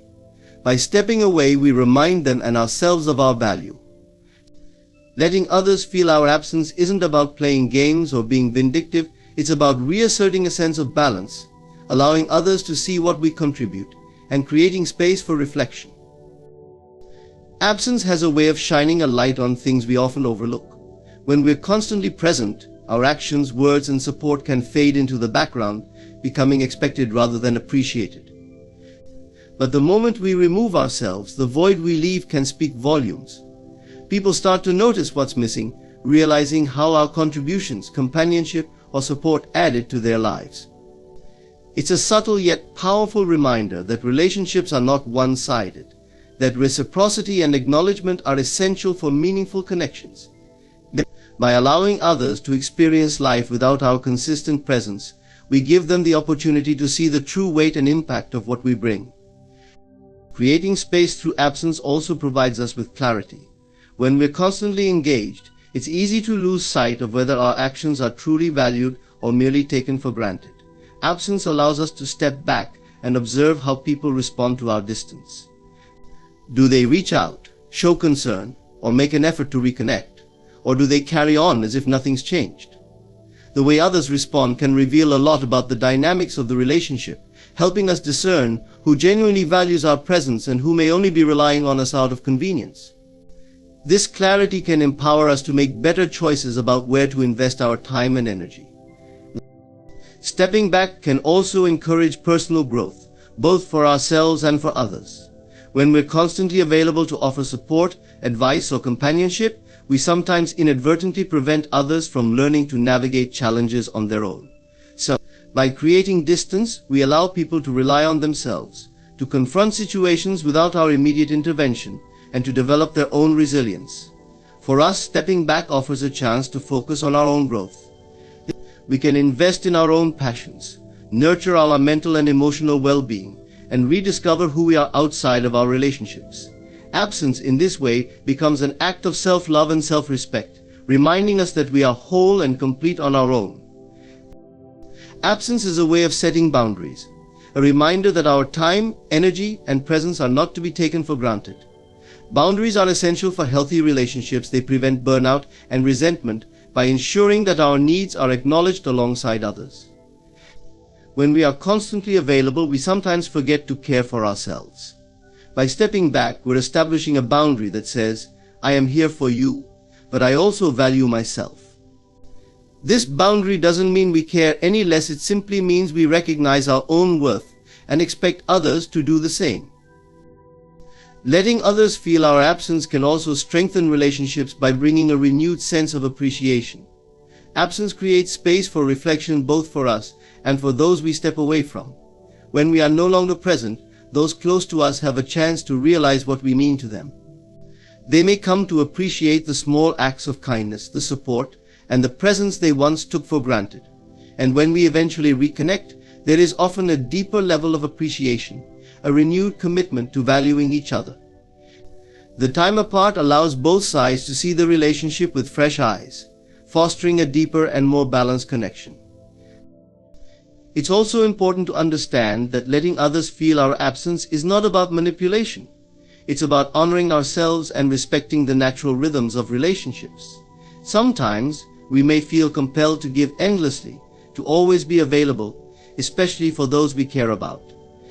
But relationships are healthiest when they are built on mutual respect and understanding, not dependency or obligation. By stepping back, we're giving others the chance to meet us halfway, to show us that they're willing to invest in the relationship as much as we are. In this way, absence becomes a test of reciprocity, encouraging balance rather than dependence. Absence also reminds us that we do not need to be constantly present to make a difference. There is strength in silence, power in distance. By stepping back, we allow our actions to speak for themselves. We learn that we don't need to always be there to be valued. Our presence is felt even in our absence. People who genuinely care will make an effort to reach out, to connect, to show that they miss us. Those who don't may simply fade away, revealing that their connection to us was never truly meaningful. This is not something to fear but to embrace, as it frees us to focus on relationships that are built on mutual respect and appreciation. Letting others feel our absence helps us cultivate independence. It reminds us that we are not defined by our roles in others' lives. Our worth isn't tied solely to how we support others, how much we give, or how often we're present. We are individuals with our own dreams, passions, and identities. When we allow ourselves to step away, we give ourselves the chance to nurture these parts of ourselves, to rediscover our own sense of purpose outside of our relationships. This independence strengthens us, making us more grounded and resilient, less susceptible to the shifting dynamics of others' needs and expectations. Letting others feel our absence is about balancing our love for others with our love for ourselves. It's about understanding that we don't need to be constantly present to be valued, that our presence should be appreciated, not expected or taken for granted. When we resist the urge to overgive or constantly be there, we affirm our own worth, inviting others to appreciate us in a deeper way. This act of stepping back allows us to maintain healthy, fulfilling relationships built on mutual respect, genuine care, and a shared understanding of each other's value. In this space, relationships can thrive, and we can truly appreciate the beauty of connection without losing ourselves in it. There comes a time in life when you recognize the subtle shifts in power dynamics around you.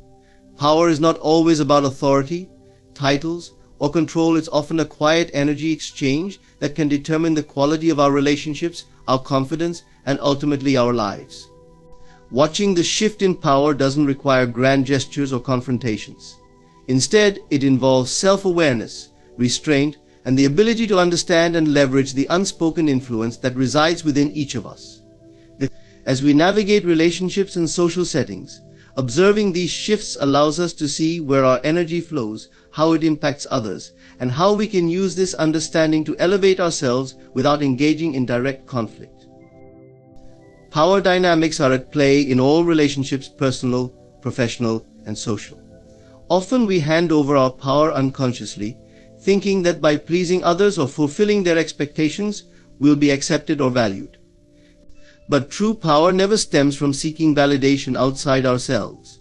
Real power lies in the ability to remain grounded and unaffected by the opinions or actions of others. When you understand this, you'll notice a shift. People start responding differently when you no longer bend to their will or seek their approval.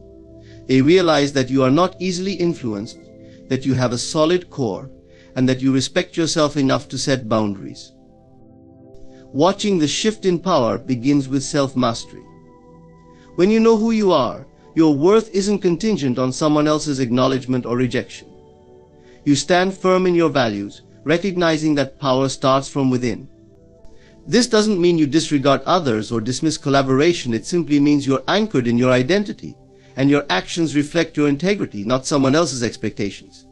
As a result, people around you begin to sense a change.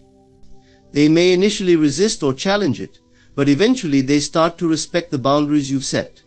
The energy shifts, and you find yourself in a position where your presence commands respect without the need for aggression or assertion.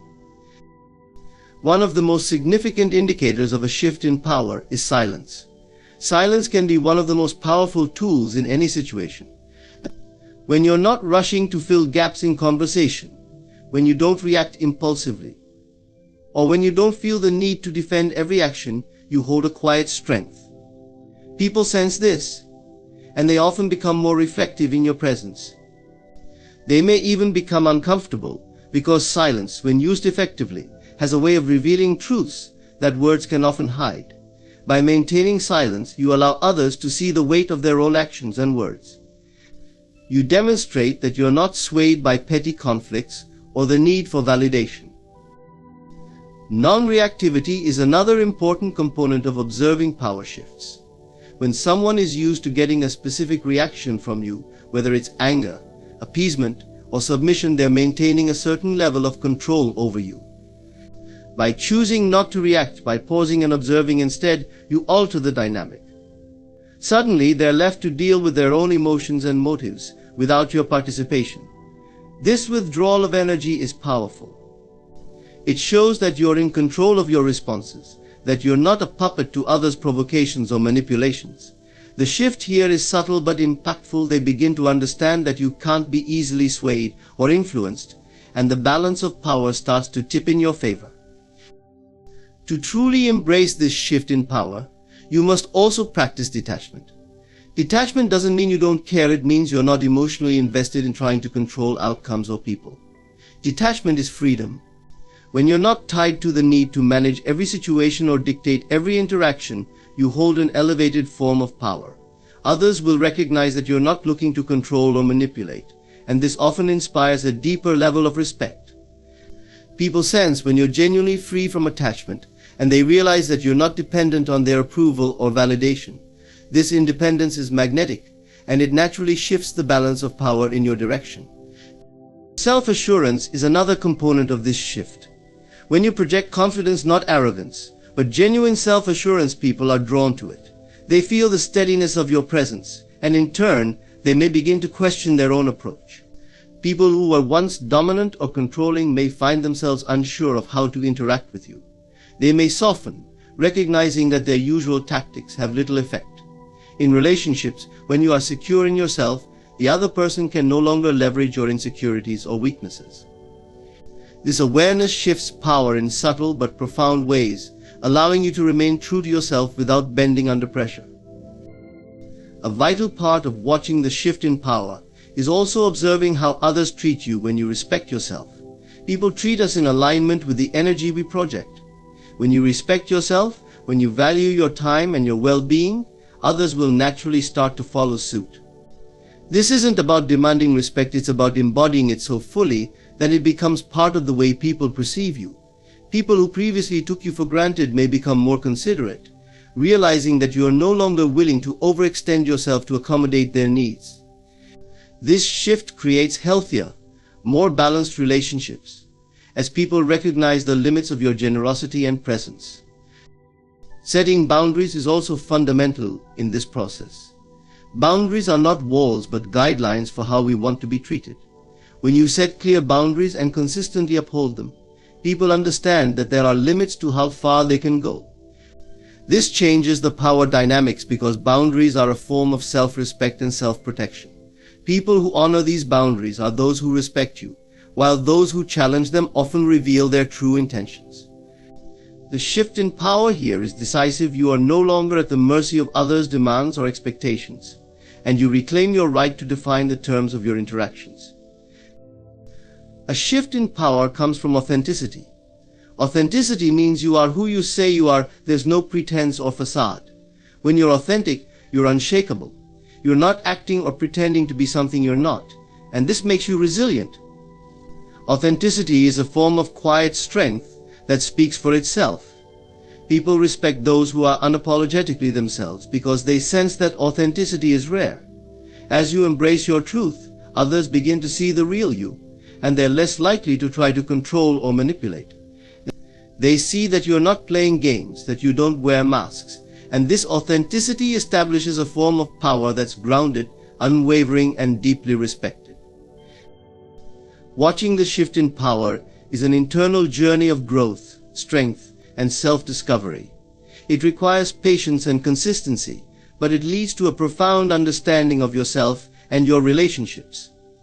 As you stand firm in your truth, embrace silence, practice non-reactivity, and maintain healthy boundaries, you create a presence that commands respect. This shift is subtle yet transformative, allowing you to navigate life with dignity and confidence, free from the need to control or be controlled. Through this journey, you learn that true power lies in knowing who you are, respecting yourself, and allowing others to witness that quiet strength. In a world that often encourages us to chase, to persuade, and to constantly prove ourselves, There is a profound strength in stepping back and allowing others to come to us of their own will. This approach requires trust, patience, and self-assurance, but its rewards are deep and lasting. Letting people come to us, whether in relationships, friendships, or professional endeavors, means respecting both our own value and the freedom of others. It's a way of fostering genuine connections, built on mutual appreciation rather than dependency or obligation. When we choose this path, we're making a statement about our self-worth, acknowledging that we don't need to control or pursue in order to receive what's meant for us. At the heart of this approach is the understanding that authentic connections cannot be forced. When we try to control others or demand their attention, we may get a temporary response, but we rarely foster genuine, lasting relationships. People are naturally drawn to those who know their own worth and who are content within themselves. By letting others come to us on their terms, we're inviting connections that are rooted in sincerity, where people approach us because they genuinely want to, not because they feel pressured or obligated. This leads to relationships that are richer, more fulfilling, and more enduring. Trust is essential in this process. Trusting that what's meant for us will come in its own time requires a deep sense of faith, both in ourselves and in the flow of life. We must trust that we are worthy of good things and that we don't need to prove our value constantly. This trust allows us to release the need for control, to stop chasing, and to simply be. When we operate from this place of trust, we radiate a calm confidence that others find attractive and magnetic. People sense when we are at ease, and they're more likely to be drawn to us when they feel that we are complete within ourselves. Patience is equally important.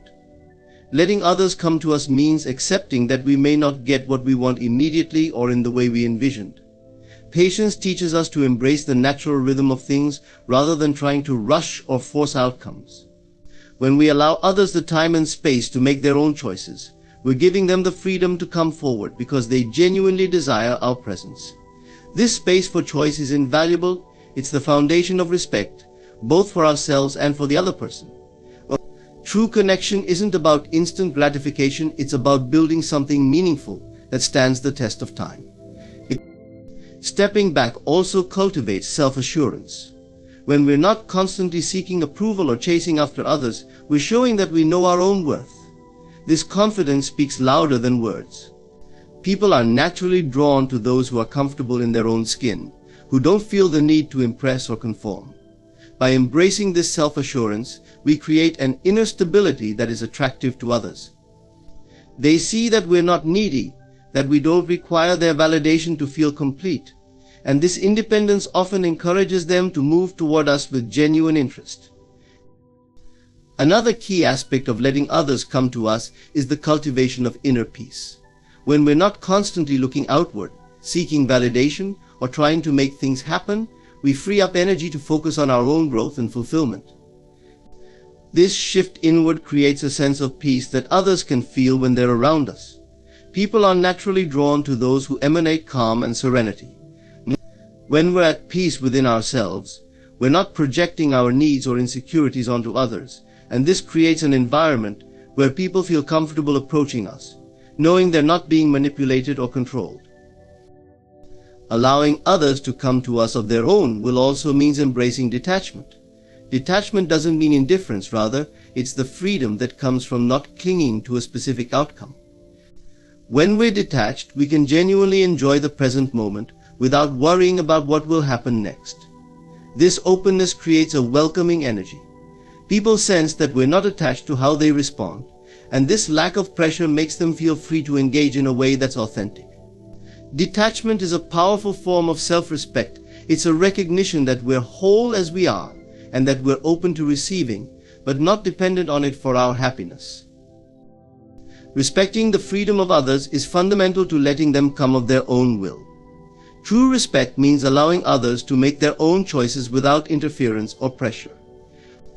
This respect is magnetic because it's rare. People are often used to feeling judged or pressured in their interactions.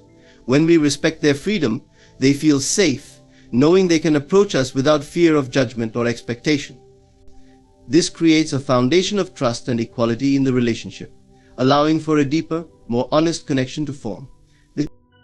One of the most empowering aspects of letting others come to us is the realization that we do not need to chase to feel fulfilled. This approach teaches us to focus on ourselves, to cultivate our own joy and purpose, and to trust that the right people will recognize our worth without needing persuasion. When we live in alignment with our true selves, when we honor our own path, we naturally attract people who resonate with us on a deep level. We're no longer seeking external validation because we're content within, and this fulfillment draws people who are similarly grounded and genuine. This way of life is about creating a balance between giving and receiving. It's a reminder that relationships are a dance of mutual respect, where both parties choose each other freely. When we let others come to us, we're not holding back our love or interest, we're simply honoring the natural flow of connection, trusting that genuine relationships don't need force to thrive. We're recognizing that those who are meant to be in our lives will come, and those who aren't will leave, and both are equally valuable lessons. Letting people come of their own will is a powerful affirmation of self-worth. It's a reminder that we're deserving of relationships where we don't have to perform or pretend. By embracing patience, trust, detachment, and respect for others' freedom, we create a magnetic presence that attracts people who appreciate us for who we truly are. This approach brings a sense of calm, a recognition that we don't need to control the world around us to find fulfillment. We are whole, we are enough, and in this wholeness we find the strength to let go, to step back, and to let others come or not as they choose. The ones who do are the ones worth keeping, for they come freely, and in their freedom they honor our own. In conclusion, embracing the philosophy of letting others come to us of their own will is a powerful testament to our self-worth and understanding of authentic connections. By practicing patience, trust, and respect for the freedom of others, we cultivate an environment where genuine relationships can thrive without pressure or manipulation. This approach not only fosters deeper connections, but also reinforces our inner peace and self-assurance, allowing us to engage with the world from a place of strength rather than neediness. My friends, understand that being alone is a calling, a sacred initiation, crafted not as punishment, but as preparation. In solitude, you aren't abandoned, you're invited to uncover the essence of divinity dwelling within you. Imagine the silence that surrounds you as a temple, a space where every distraction falls away, leaving only you and the Creator of all things. In the silence of solitude, we find a divine invitation. Many see aloneness as loneliness or as something to escape, but this experience is in fact a sacred preparation, a period of divine crafting where God molds you for a higher purpose. Often, when we are surrounded by others, our focus is directed outward, and we respond to the demands of social norms, to the expectations of family, friends, and society. But when we are alone, stripped of distractions and obligations, we begin to truly understand who we are and what we are meant to become. Imagine that being alone is a place where you can finally lay down the weight of societal conditioning. From the time we are born, we are told who we should be, what we should want, and where we should go. This conditioning runs deep, and it forms layers over our authentic selves, masking our true desires and dreams. In aloneness, these layers begin to fall away. You are left with nothing but the raw, unpolished version of yourself. This unpolished self may seem unfamiliar, even uncomfortable, but it is also free from the artificial demands of the outside world. It is the self that is closest to divine truth, the self that exists beyond ego, fear, and doubt. When you find yourself in this space, know that it is not abandonment, it is God's way of drawing you back to your essence. Solitude provides a space where you can cultivate resilience and fortify your spirit. In the presence of others, we may lean on them for support, validation, or encouragement. But alone, you learn that true strength comes from within. It's as though God places you in this setting to show you the resilience you didn't know you had, to reveal that you are capable of withstanding the storms of life without crumbling. In this silence, you discover a source of strength that has been with you all along, a strength that is not contingent on external circumstances. This resilience becomes a tool that you will carry with you, a foundation on which you can build a life that is unshakable, no matter the challenges you face. When God brings you into a period of solitude, it is also a time of discernment, a period to clarify your path. In a world filled with opinions, judgments, and comparisons, it is easy to lose sight of what you truly desire, of what is genuinely in alignment with your soul. Aloneness gives you the clarity to see what is yours to pursue, what is worth your energy, and what you must release. God does not want you to chase after every fleeting whim or to follow paths simply because others have said they are worthwhile. Rather, in the quiet, you learn to listen to the deepest parts of yourself, to hear what you truly yearn for. It is as though God is asking you to cleanse your vision, to rid yourself of the illusions that others have placed before you, so that you may walk a path that is truly your own. This time alone is also about learning to trust the divine process, to let go of the need for constant reassurance or validation. In solitude, you are asked to surrender your need to know every detail of how your journey will unfold. It is a call to let go of control and to trust that the path before you is unfolding in perfect timing, even when you cannot see every step.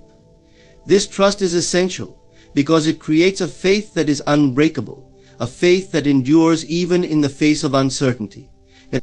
God prepares you in this solitude to be unwavering, to be grounded in a belief that you are guided and supported, even when you stand alone. One of the greatest gifts of aloneness is the freedom it brings. Alone, you no longer seek to perform or to prove yourself to others. There is no one to impress, no one to appease, and in this freedom, you can explore who you are without constraint. You can express yourself authentically, allowing your true nature to surface without fear of judgment. This freedom is not merely a release from social expectations, it is the liberation of your spirit, the unleashing of your creative potential. When you come to know this freedom, you carry it with you, even when you return to the presence of others. You are no longer bound by the need for approval, for you have come to know the profound liberation that God has gifted you through this period of aloneness. In this preparation, God is also teaching you self-love, a love that is independent of others' affections or attention. Alone, you learn to embrace yourself wholly, to appreciate your own company, to nurture yourself in ways that are deep and fulfilling. This self-love becomes the cornerstone of every relationship you will have. When you love yourself, you no longer enter relationships out of need or fear. You connect from a place of abundance, from a place of strength. This self-love creates a foundation for genuine, healthy relationships because it is rooted in an understanding of your own worth and completeness. So if you find yourself alone, remember that this is not a punishment or a sign of deficiency. It is God's way of readying you for a life of purpose, joy, and fulfillment. This is a sacred time, a precious season where you are given the chance to grow, to heal, to strengthen, and to rediscover the divinity that resides within you. Embrace this preparation, for when you emerge from it, you will carry a peace, a strength, and a clarity that no one can take from you. There lies an invitation to experience something beyond the ordinary, a meeting with the divine presence within. When we are alone, the noise of the world fades, and with it all the external expectations, opinions, and judgments that so often shape how we perceive ourselves. This aloneness is a sacred gift, a time when we are drawn inward to discover that the divinity we have searched for outwardly has been quietly present within us all along. Most people seek comfort, validation, and guidance from the outside world, relying on the opinions of others, on social structures, and on relationships. Yet there comes a time when this seeking leads us to feel incomplete, restless, and even discontented. There is a divine purpose to this discomfort. It is as if God is calling you to shift your gaze inward, to cease looking outside for what can only be found within. In this solitude, you begin to encounter your inner divinity, a process that transforms your understanding of who you are and what it means to be connected to something greater.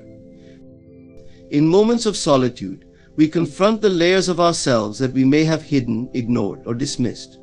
Without the distractions of daily life, we meet parts of ourselves we didn't know existed, parts we might have neglected in our attempts to fit into societal molds. This unveiling is necessary because these hidden aspects are often the keys to our inner divinity.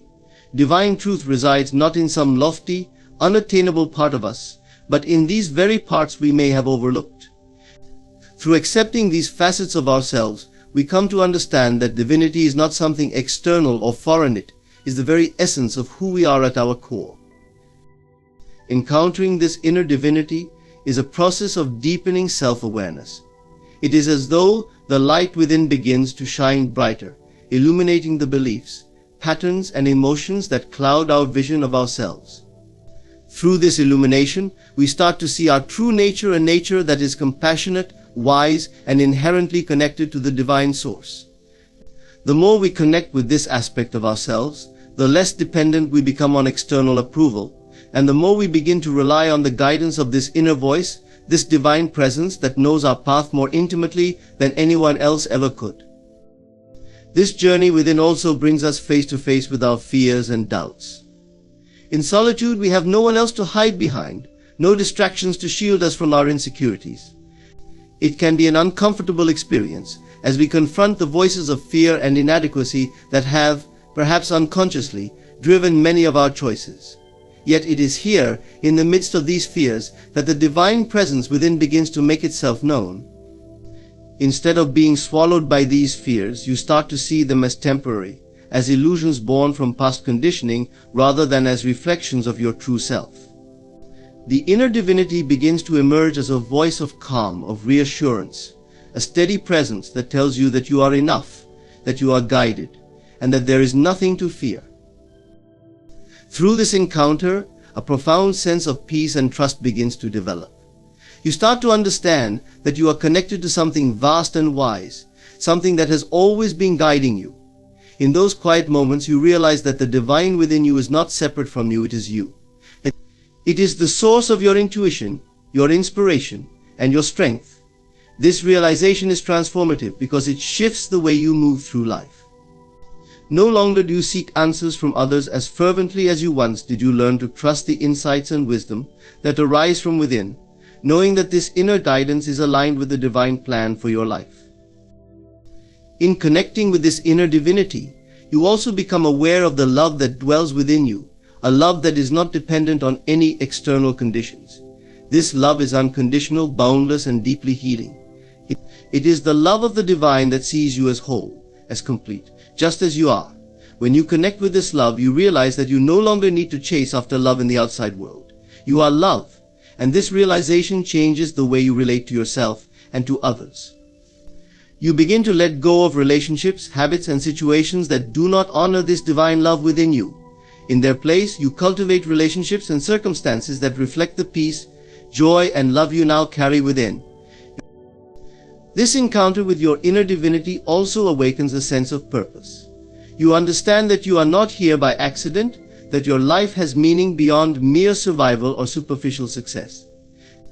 This purpose is not something that can be defined by society's standards. It is unique to you, a calling that only you can fulfill. This divine purpose may not reveal itself all at once, but in solitude, you begin to sense its presence, to feel its gentle pull guiding you in a certain direction.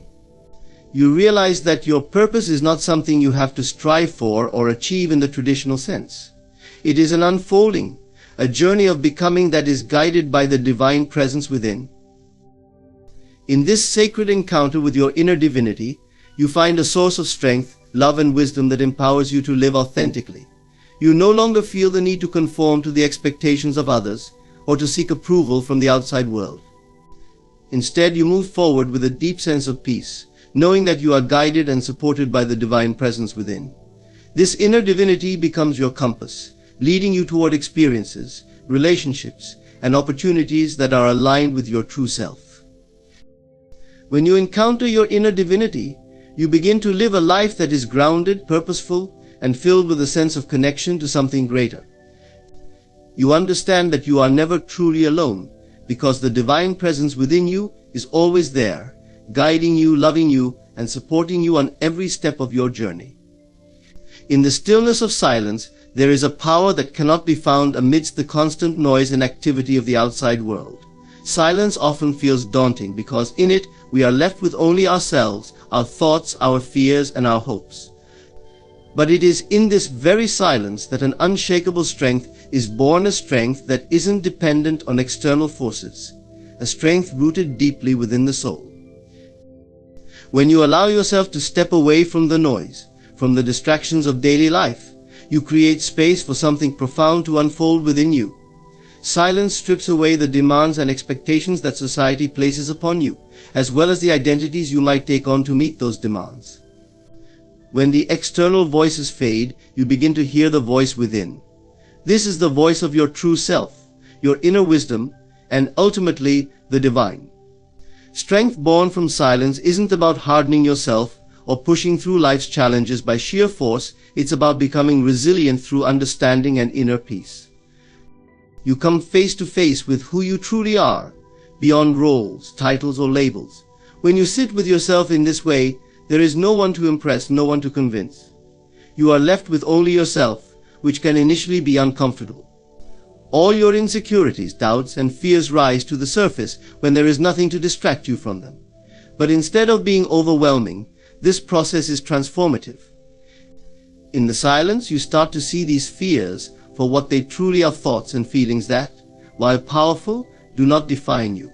You learn to separate yourself from your thoughts, realizing that they are not as permanent or as true as they might seem in the heat of the moment.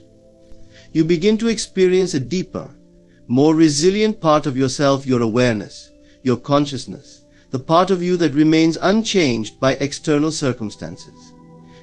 Silence teaches you to stop reacting to every situation or impulse.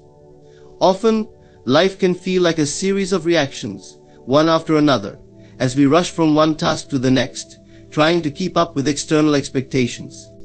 In silence, however, you begin to cultivate the power of response over reaction. There is a subtle difference, yet it is profound. Reaction is immediate and often driven by emotions or conditioning response. On the other hand, comes from a place of calm reflection, from an awareness that has considered all aspects of a situation. Silence gives you the space to respond, rather than react, allowing you to move through life with greater intention and clarity. One of the most powerful lessons silence imparts is the ability to listen, truly listen, not just to others but to yourself. Often our inner voice is drowned out by the noise of the outside world, by the demands of work, relationships, and societal expectations. In silence, however, you begin to hear this voice clearly. This is not the voice of your ego, which speaks from a place of fear and desire, but the voice of your intuition, your inner wisdom. This voice, quiet yet unwavering, knows what you truly need, even when your conscious mind might be focused elsewhere. Through silence, you learn to trust this voice, to recognize its truth, and to rely on it as a guiding force in your life. This inner strength that grows in silence is not about being unaffected by life's challenges. Rather, it is about developing the capacity to meet those challenges from a place of inner calm. When you are rooted in this strength, you are less likely to be shaken by the ups and downs of life. You begin to understand that your peace is not something that can be taken away by external circumstances because it is not dependent on them. It arises from within, from your connection to your true self, a self that is grounded in the eternal rather than in the transient. Through silence, you also begin to cultivate patience, both with yourself and with others. In a world that values speed and productivity, silence teaches you that growth and transformation cannot be rushed. True strength, the kind that is lasting and unshakable, requires time and patience to develop. In silence, you come to accept this pace, recognizing that every moment of solitude, every quiet reflection is contributing to your inner growth. The strength that comes from silence allows you to navigate relationships with greater ease and authenticity. When you are at peace with yourself, when you have faced your own fears and insecurities, you are less likely to project these onto others. You can approach relationships from a place of wholeness rather than neediness or fear. You no longer seek validation or approval, because you have found a source of validation within. This makes you a more compassionate, understanding, and patient presence in the lives of those around you, for you have learned to offer yourself these same qualities. Silence is a form of communion with the divine, a space where you reconnect with the sacred essence within you. This connection is where true strength lies.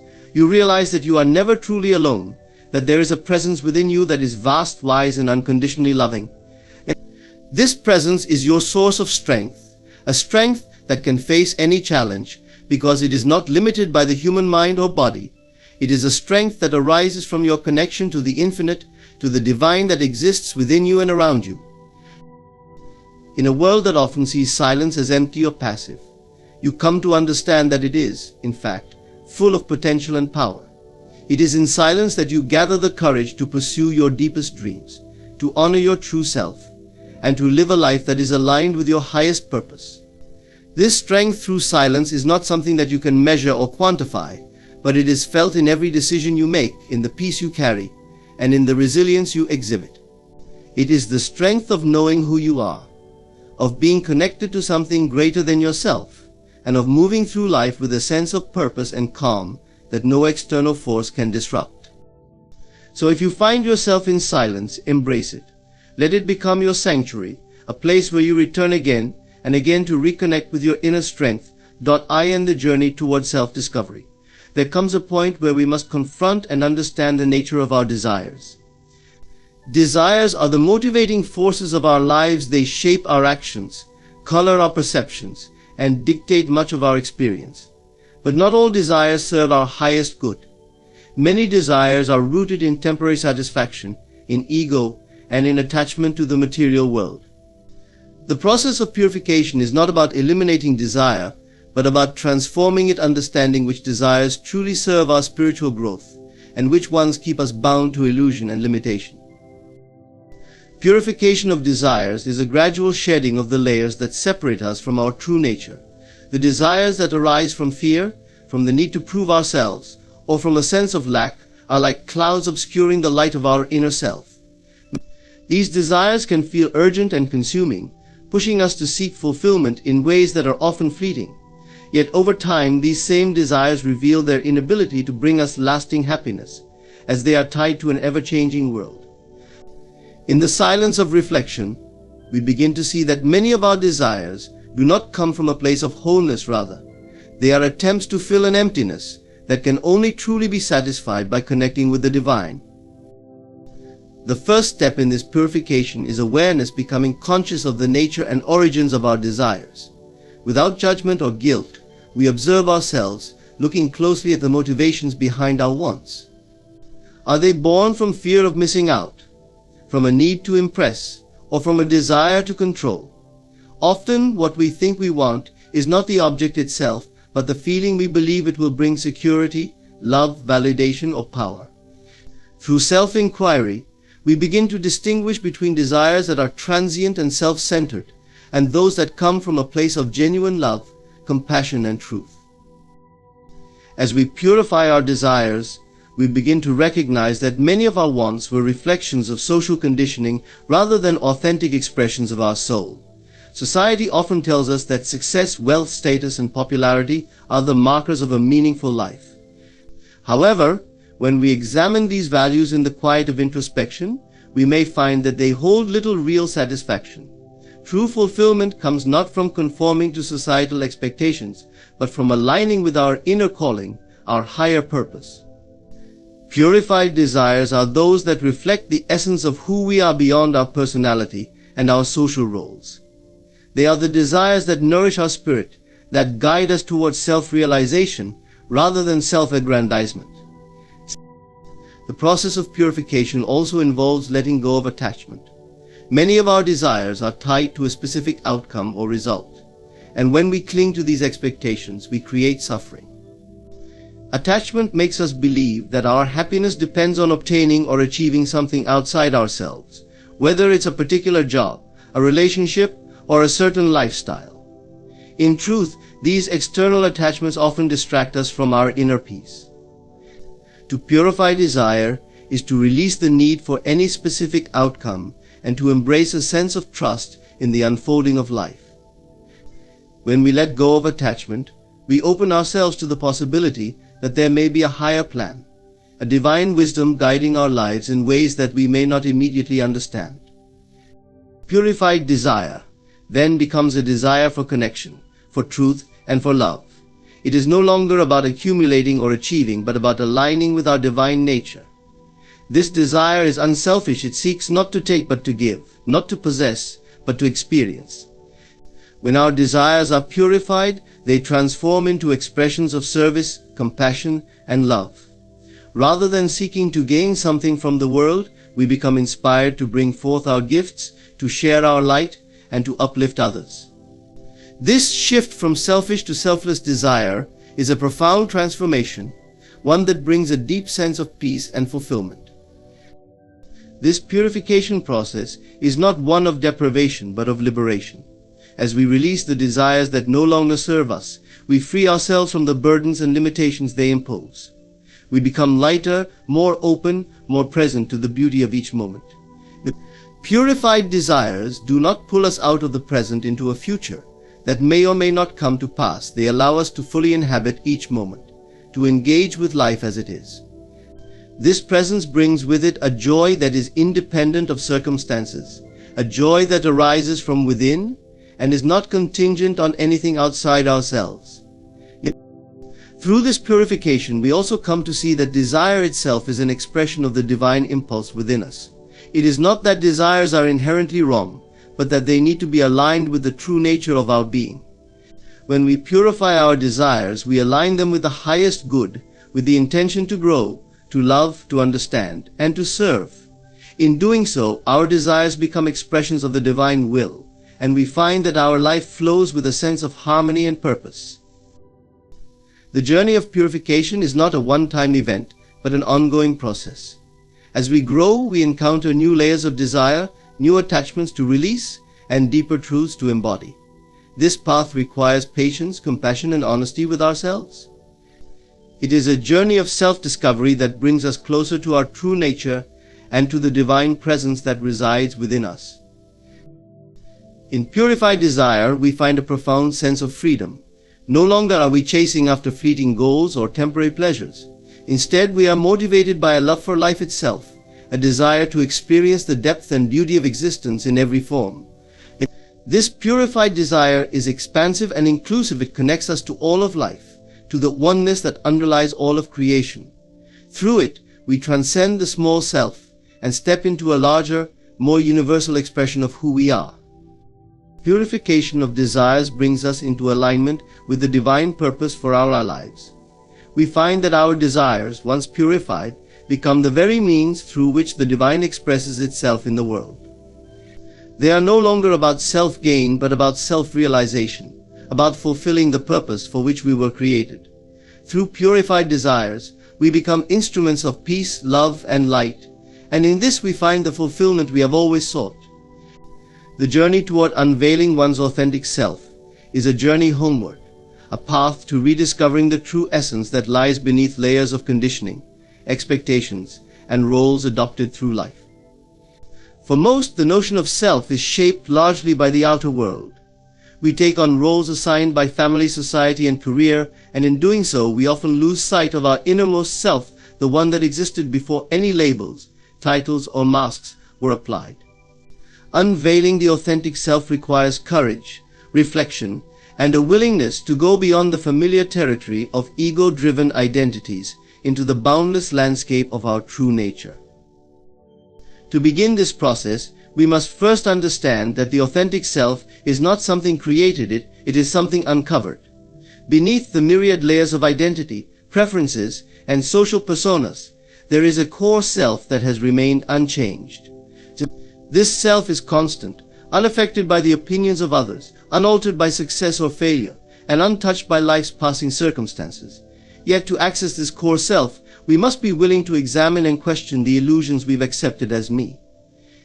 This journey is often uncomfortable, as it requires dismantling the defenses and personas that once felt like sources of protection and security. However, what we find in their place is a clarity and peace that no external validation can offer. One of the first steps in unveiling the authentic self is to question the beliefs and assumptions we have accepted about ourselves and the world. Many of these beliefs are inherited, shaped by family, culture, and society rather than by personal experience or truth.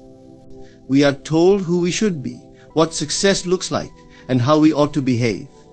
These messages are often well-meaning, yet they limit us, forcing us into roles that may not align with our true nature.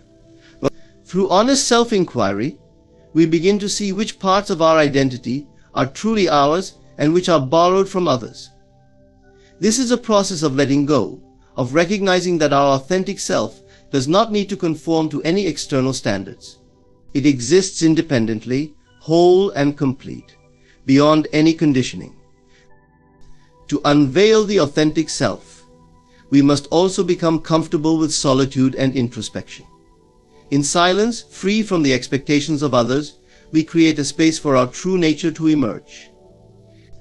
In this stillness, we listen not to the thoughts that race through our minds, but to the deeper, quieter voice within. This voice is not loud or forceful, it is subtle, like a whisper. It is often drowned out by the noise of daily life, by the pressures of work, relationships, and societal demands. But when we sit with ourselves in silence, we begin to recognize this voice as our true guide, a compass pointing us toward the life that resonates with our soul. An essential part of this journey is facing the parts of ourselves that we may have hidden or denied. The authentic self includes not only our strengths but also our vulnerabilities, insecurities, and fears. These aspects are not flaws, they are part of our humanity. To unveil our true self, we must embrace these parts with compassion rather than judgment. Often we fear that if others see these parts of us, we will be rejected or judged. However, it is in embracing our wholeness, both light and shadow, that we find true liberation. This acceptance allows us to be fully present, to show up in life as we are without needing to pretend or prove anything. Unveiling the authentic self also involves letting go of the need for external approval. We are often taught that our worth depends on the acceptance of others, on their opinions and judgments. This belief creates a constant pressure to conform, to mold ourselves to fit expectations. Yet, the authentic self is not bound by the opinions of others. It knows its own value, independent of praise or criticism. As we detach from the need for approval, we discover a profound sense of freedom. We are no longer driven by the desire to impress or please. Instead, we are guided by an inner integrity, a commitment to live in alignment with our true values and desires. The authentic self is not separate from life but deeply connected to it. When we unveil this self, we realize that we are not isolated individuals, but part of a greater whole. Our actions, thoughts, and intentions have an impact on others and on the world around us. Now, this understanding awakens a sense of responsibility, not out of obligation but out of love. We no longer act from a place of self-interest alone, we act in ways that contribute to the well-being of all. This interconnectedness is not something that can be intellectually understood, it must be felt. And it is only when we unveil our true self that we can experience this unity in its fullness. As we journey inward, we may also discover gifts, talents, and passions that have long been dormant, buried beneath layers of fear or doubt. These gifts are not accidents, they are expressions of our unique essence. Unveiling the authentic self means allowing these gifts to shine, not for recognition, but as an offering to the world. Each of us has a unique purpose, a role to play in the larger tapestry of life. When we connect with our authentic self, we naturally align with this purpose. Life becomes not a series of tasks to be accomplished, but a joyful expression of who we are. Living from the authentic self does not mean that life will be free from challenges. However, when we live from this place of truth, we are no longer swayed by every external circumstance. We remain grounded, resilient, and capable of navigating life's ups and downs with grace. The authentic self is like an anchor, keeping us steady amidst life's storms. It is a source of strength, peace, and joy that cannot be found in the external world. In unveiling the authentic self, we come home to ourselves. We stop seeking fulfillment outside and realize that everything we have ever sought is already within us. This journey is a return to the simplicity of being, a shedding of everything that is not truly ours. And in this state of being, we find a profound joy, a peace that surpasses understanding, and a love that encompasses all.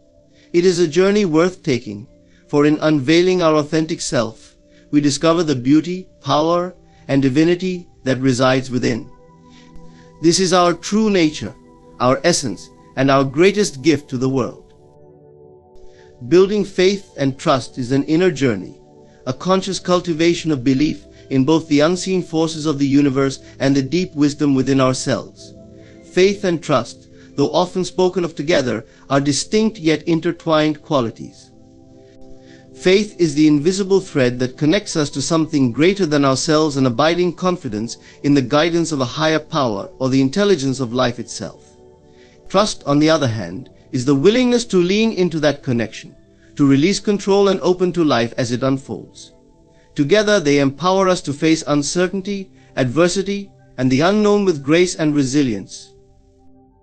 Developing faith requires an acknowledgement that we cannot always see the path ahead. It calls for a relinquishing of the mind's desire for certainty and a surrendering to the flow of life. Faith is born not from what is tangible or logical, but from a deep inner knowing that there is purpose and order beyond what we can comprehend.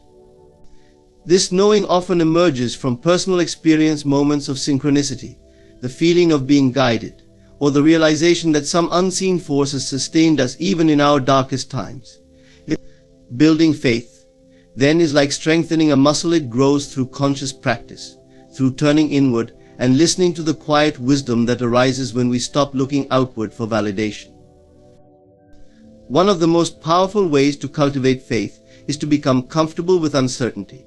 The mind craves answers and security, yet true faith asks us to release these attachments. Life's uncertainties are not meant to be feared but embraced, for they are the fertile ground where faith takes root. When we step into the unknown, we create space for new possibilities, for growth that would not be possible within the confines of the familiar. This willingness to face the unknown with an open heart is the essence of faith, for it shows our trust in a universe that is infinitely intelligent and supportive, even when we cannot see the full picture. Trusting the journey is also an essential aspect of this inner work. While faith is the seed, trust is the act of nurturing it. Trusting the journey means accepting that each moment, each experience, whether joyful or painful, is an integral part of our path. It's easy to trust life when things are going well, yet the true measure of trust is our response during times of challenge or loss. In those moments, we are asked to trust that even what seems difficult or unfair is serving a higher purpose, helping us grow in ways we may not yet understand. Trust allows us to be patient and to surrender our need to control outcomes. It is a deep surrender to life's timing, a recognition that what is meant for us will never miss us, and what is not meant for us will ultimately fall away. Building faith and trust also involves letting go of our attachment to how things should be. We are often conditioned to believe that life should unfold in a particular way, that certain accomplishments, relationships, or circumstances are necessary for happiness. However, these attachments can create inner turmoil, for they often do not align with the unfolding of our true path. Faith asks us to release these rigid expectations and to trust that what is happening is exactly what is needed. When we let go of attachment, we free ourselves from the constant push and pull of desire and aversion, opening ourselves to a sense of peace that comes from accepting life on its own terms. Another profound aspect of building faith and trust is learning to listen to our intuition. Intuition is the voice of our inner wisdom, a quiet yet powerful guide that speaks not through words but through feelings, insights, and inner knowing. Trusting our intuition requires faith in ourselves, in our ability to sense what is right, even if it defies logic or convention. Our intuition is like a compass, pointing us in the direction of our true path. However, to follow it, we must silence the doubts and fears of the mind, trusting that this inner guidance is leading us where we need to go. Each time we act on our intuition, we strengthen our faith in our own inner wisdom, cultivating a deeper sense of trust in ourselves and in the path that is unfolding. Faith and trust also grow through gratitude and mindfulness. When we cultivate gratitude for each experience, we affirm our belief that every moment holds a lesson, a gift, or an opportunity for growth. Gratitude shifts our focus from what we lack to what we have, reminding us that life is abundant and supportive. This practice helps to build trust in life itself, as we begin to see that even the smallest blessings are signs of the universe's generosity. Mindfulness, too, is essential in building faith, as it keeps us grounded in the present moment. When we are fully present, we are no longer lost in fears about the future or regrets about the past. We become open to the magic of life as it is, here and now. This awareness brings a sense of peace, a feeling of being held by something greater than ourselves. Building faith and trust is about aligning with the flow of life rather than resisting it. It is about surrendering the need for answers, for control, and for certainty, and embracing the mystery of existence. This surrender is not a weakness but a strength, for it allows us to be resilient, adaptable, and open to transformation. Faith and trust give us the courage to face life's challenges without losing hope, to walk through dark valleys knowing that there is light on the other side. In this journey, we come to see that faith and trust are not abstract concepts but living, breathing forces within us. They are the quiet courage that allows us to keep going, the inner peace that sustains us when things fall apart. They remind us that we are never truly alone, that we are connected to a vast and loving intelligence that guides us at every step. As we build faith and trust, we begin to live from a place of inner strength, knowing that we are supported, that life is unfolding exactly as it should, and that we are exactly where we need to be. This is the gift of faith and trust, a deep-seated peace, an unwavering confidence in the journey, and an abiding love for the mystery of life itself. Freedom from attachment is not simply the absence of desire, it is a profound shift in how we relate to the people, circumstances, and things in our lives.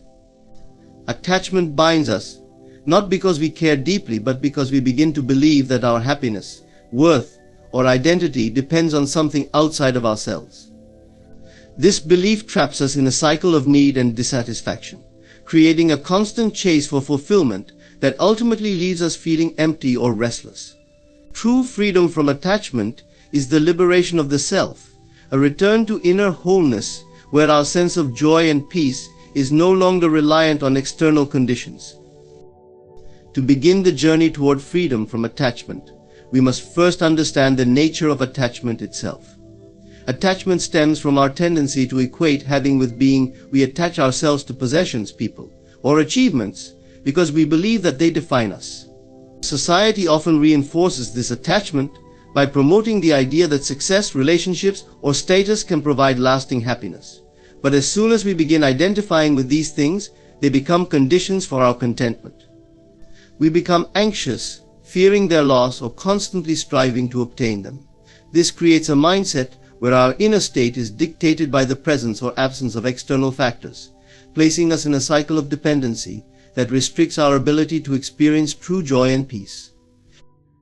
A key step in achieving freedom from attachment is to recognize that everything in life is temporary.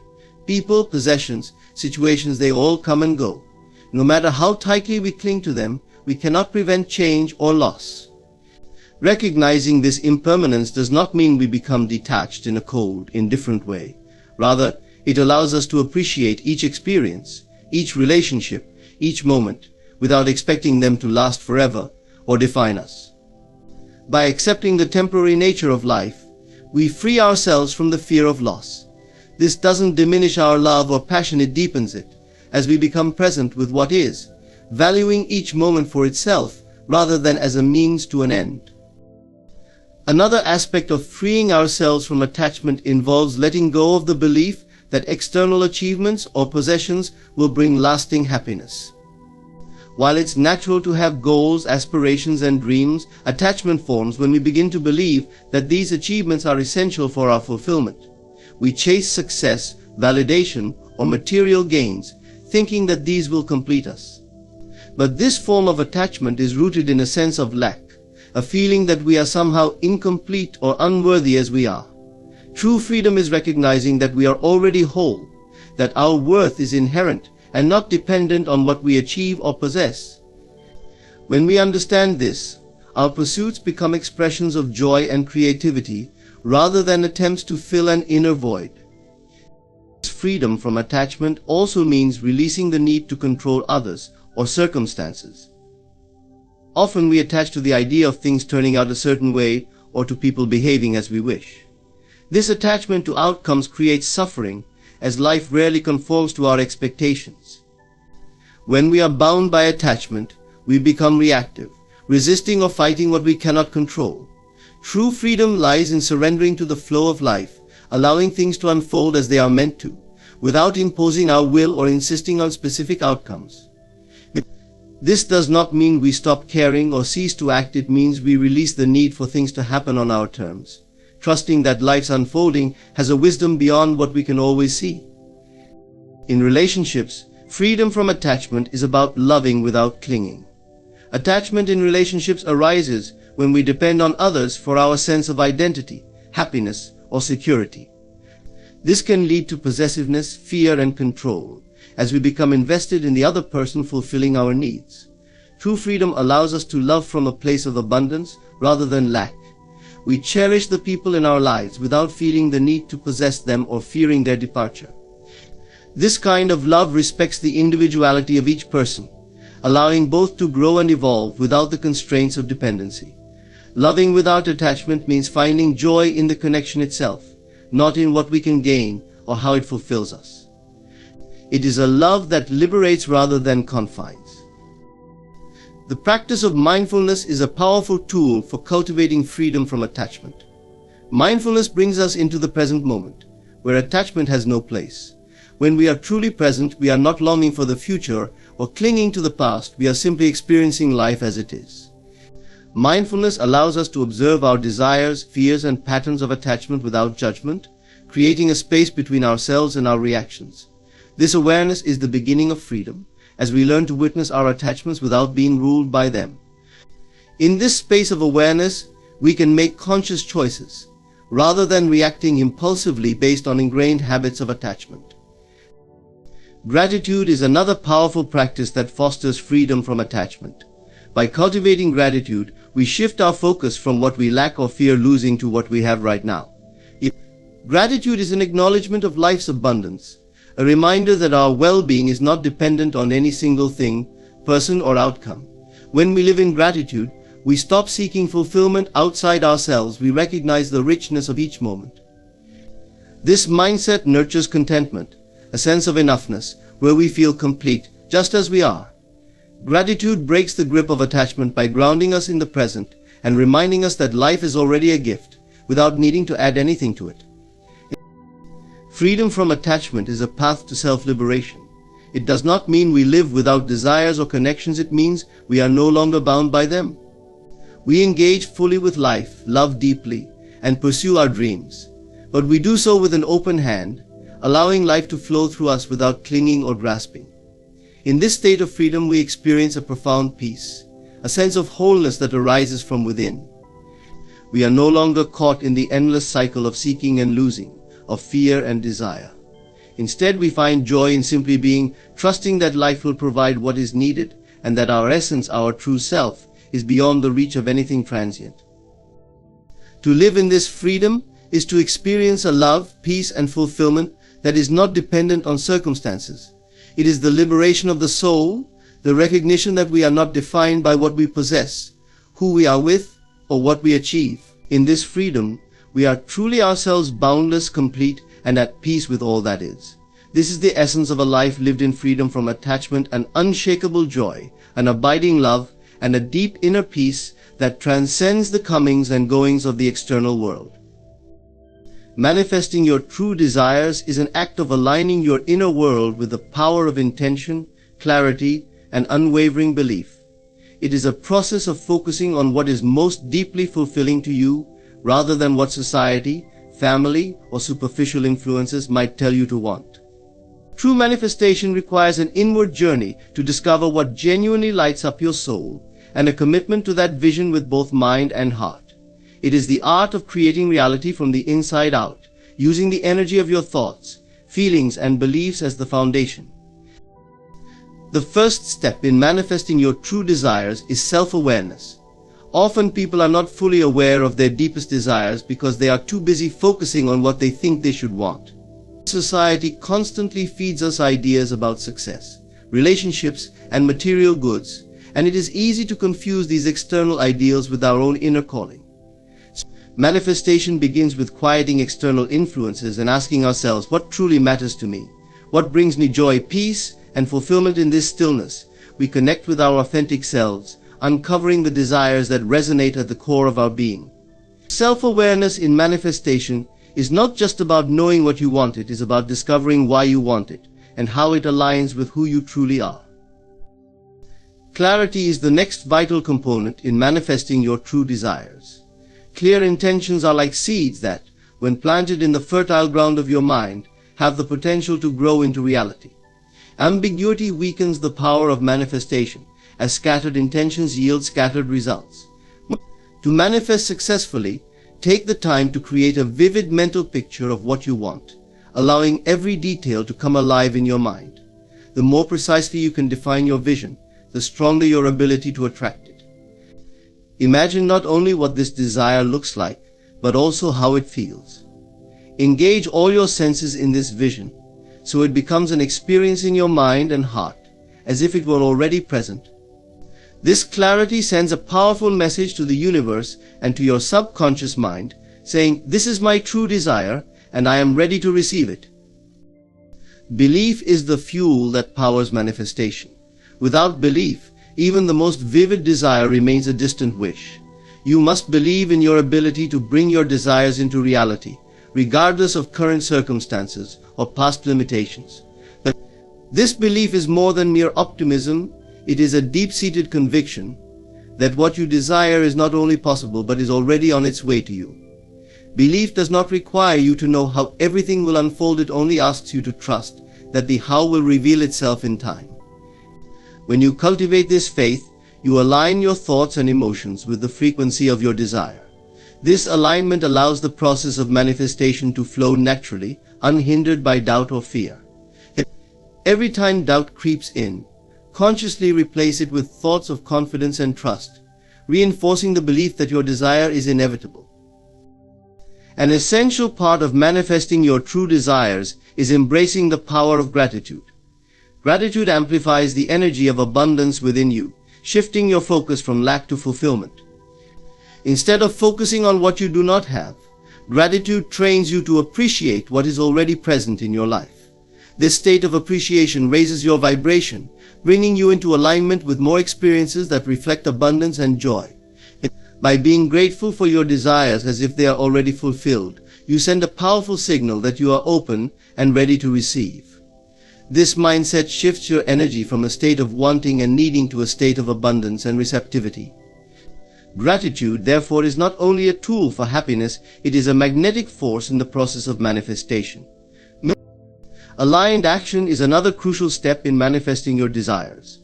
While it is essential to hold a clear vision and strong belief, manifestation is not a passive process. Taking steps toward your desires, however small, shows your commitment to your vision. Aligned action does not mean forcing things to happen. Instead, it is about acting in ways that feel inspired and natural, steps that resonate with the direction of your desire. When you are aligned with your true desires, the right actions will often reveal themselves without effort. These steps may involve learning new skills, meeting new people, or making necessary changes to prepare for the arrival of your desires. Each action you take strengthens your intention, reinforcing to yourself and the universe that you are ready and willing to receive what you desire. Letting go of attachment to the outcome is also vital in manifestation. Attachment often stems from a place of fear or lack, creating resistance that blocks the flow of your desires. When you cling to an outcome, you are essentially telling the universe that you do not trust the process, which contradicts the essence of true manifestation. Letting go does not mean giving up on your desire. It means releasing the need for it to happen in a specific way or by a certain time. Trust that what is meant for you will come in the perfect way and time, and surrender the how to the intelligence of the universe. This surrender creates a sense of peace and allows you to stay open to unexpected opportunities and experiences that may be even better than what you originally envisioned. In manifesting your true desires, you embark on a profound journey of self-discovery and inner alignment. This process isn't just about gaining things, it's about uncovering the power within you to shape your reality with purpose, gratitude, and unwavering faith. By understanding your deepest desires, cultivating clarity, belief, and taking inspired action, you align with the energy that draws your vision into existence. Letting go of attachment and embodying the feelings of already having what you seek elevates your energy, allowing you to co-create with life in harmony and abundance. As you move forward, remember that manifestation is not a destination but an ongoing partnership between your inner world and the universe. Stay open, stay grateful, and trust the journey. Thank you for taking the time to explore this path, and may your journey of manifestation lead to a life filled with true fulfillment and joy.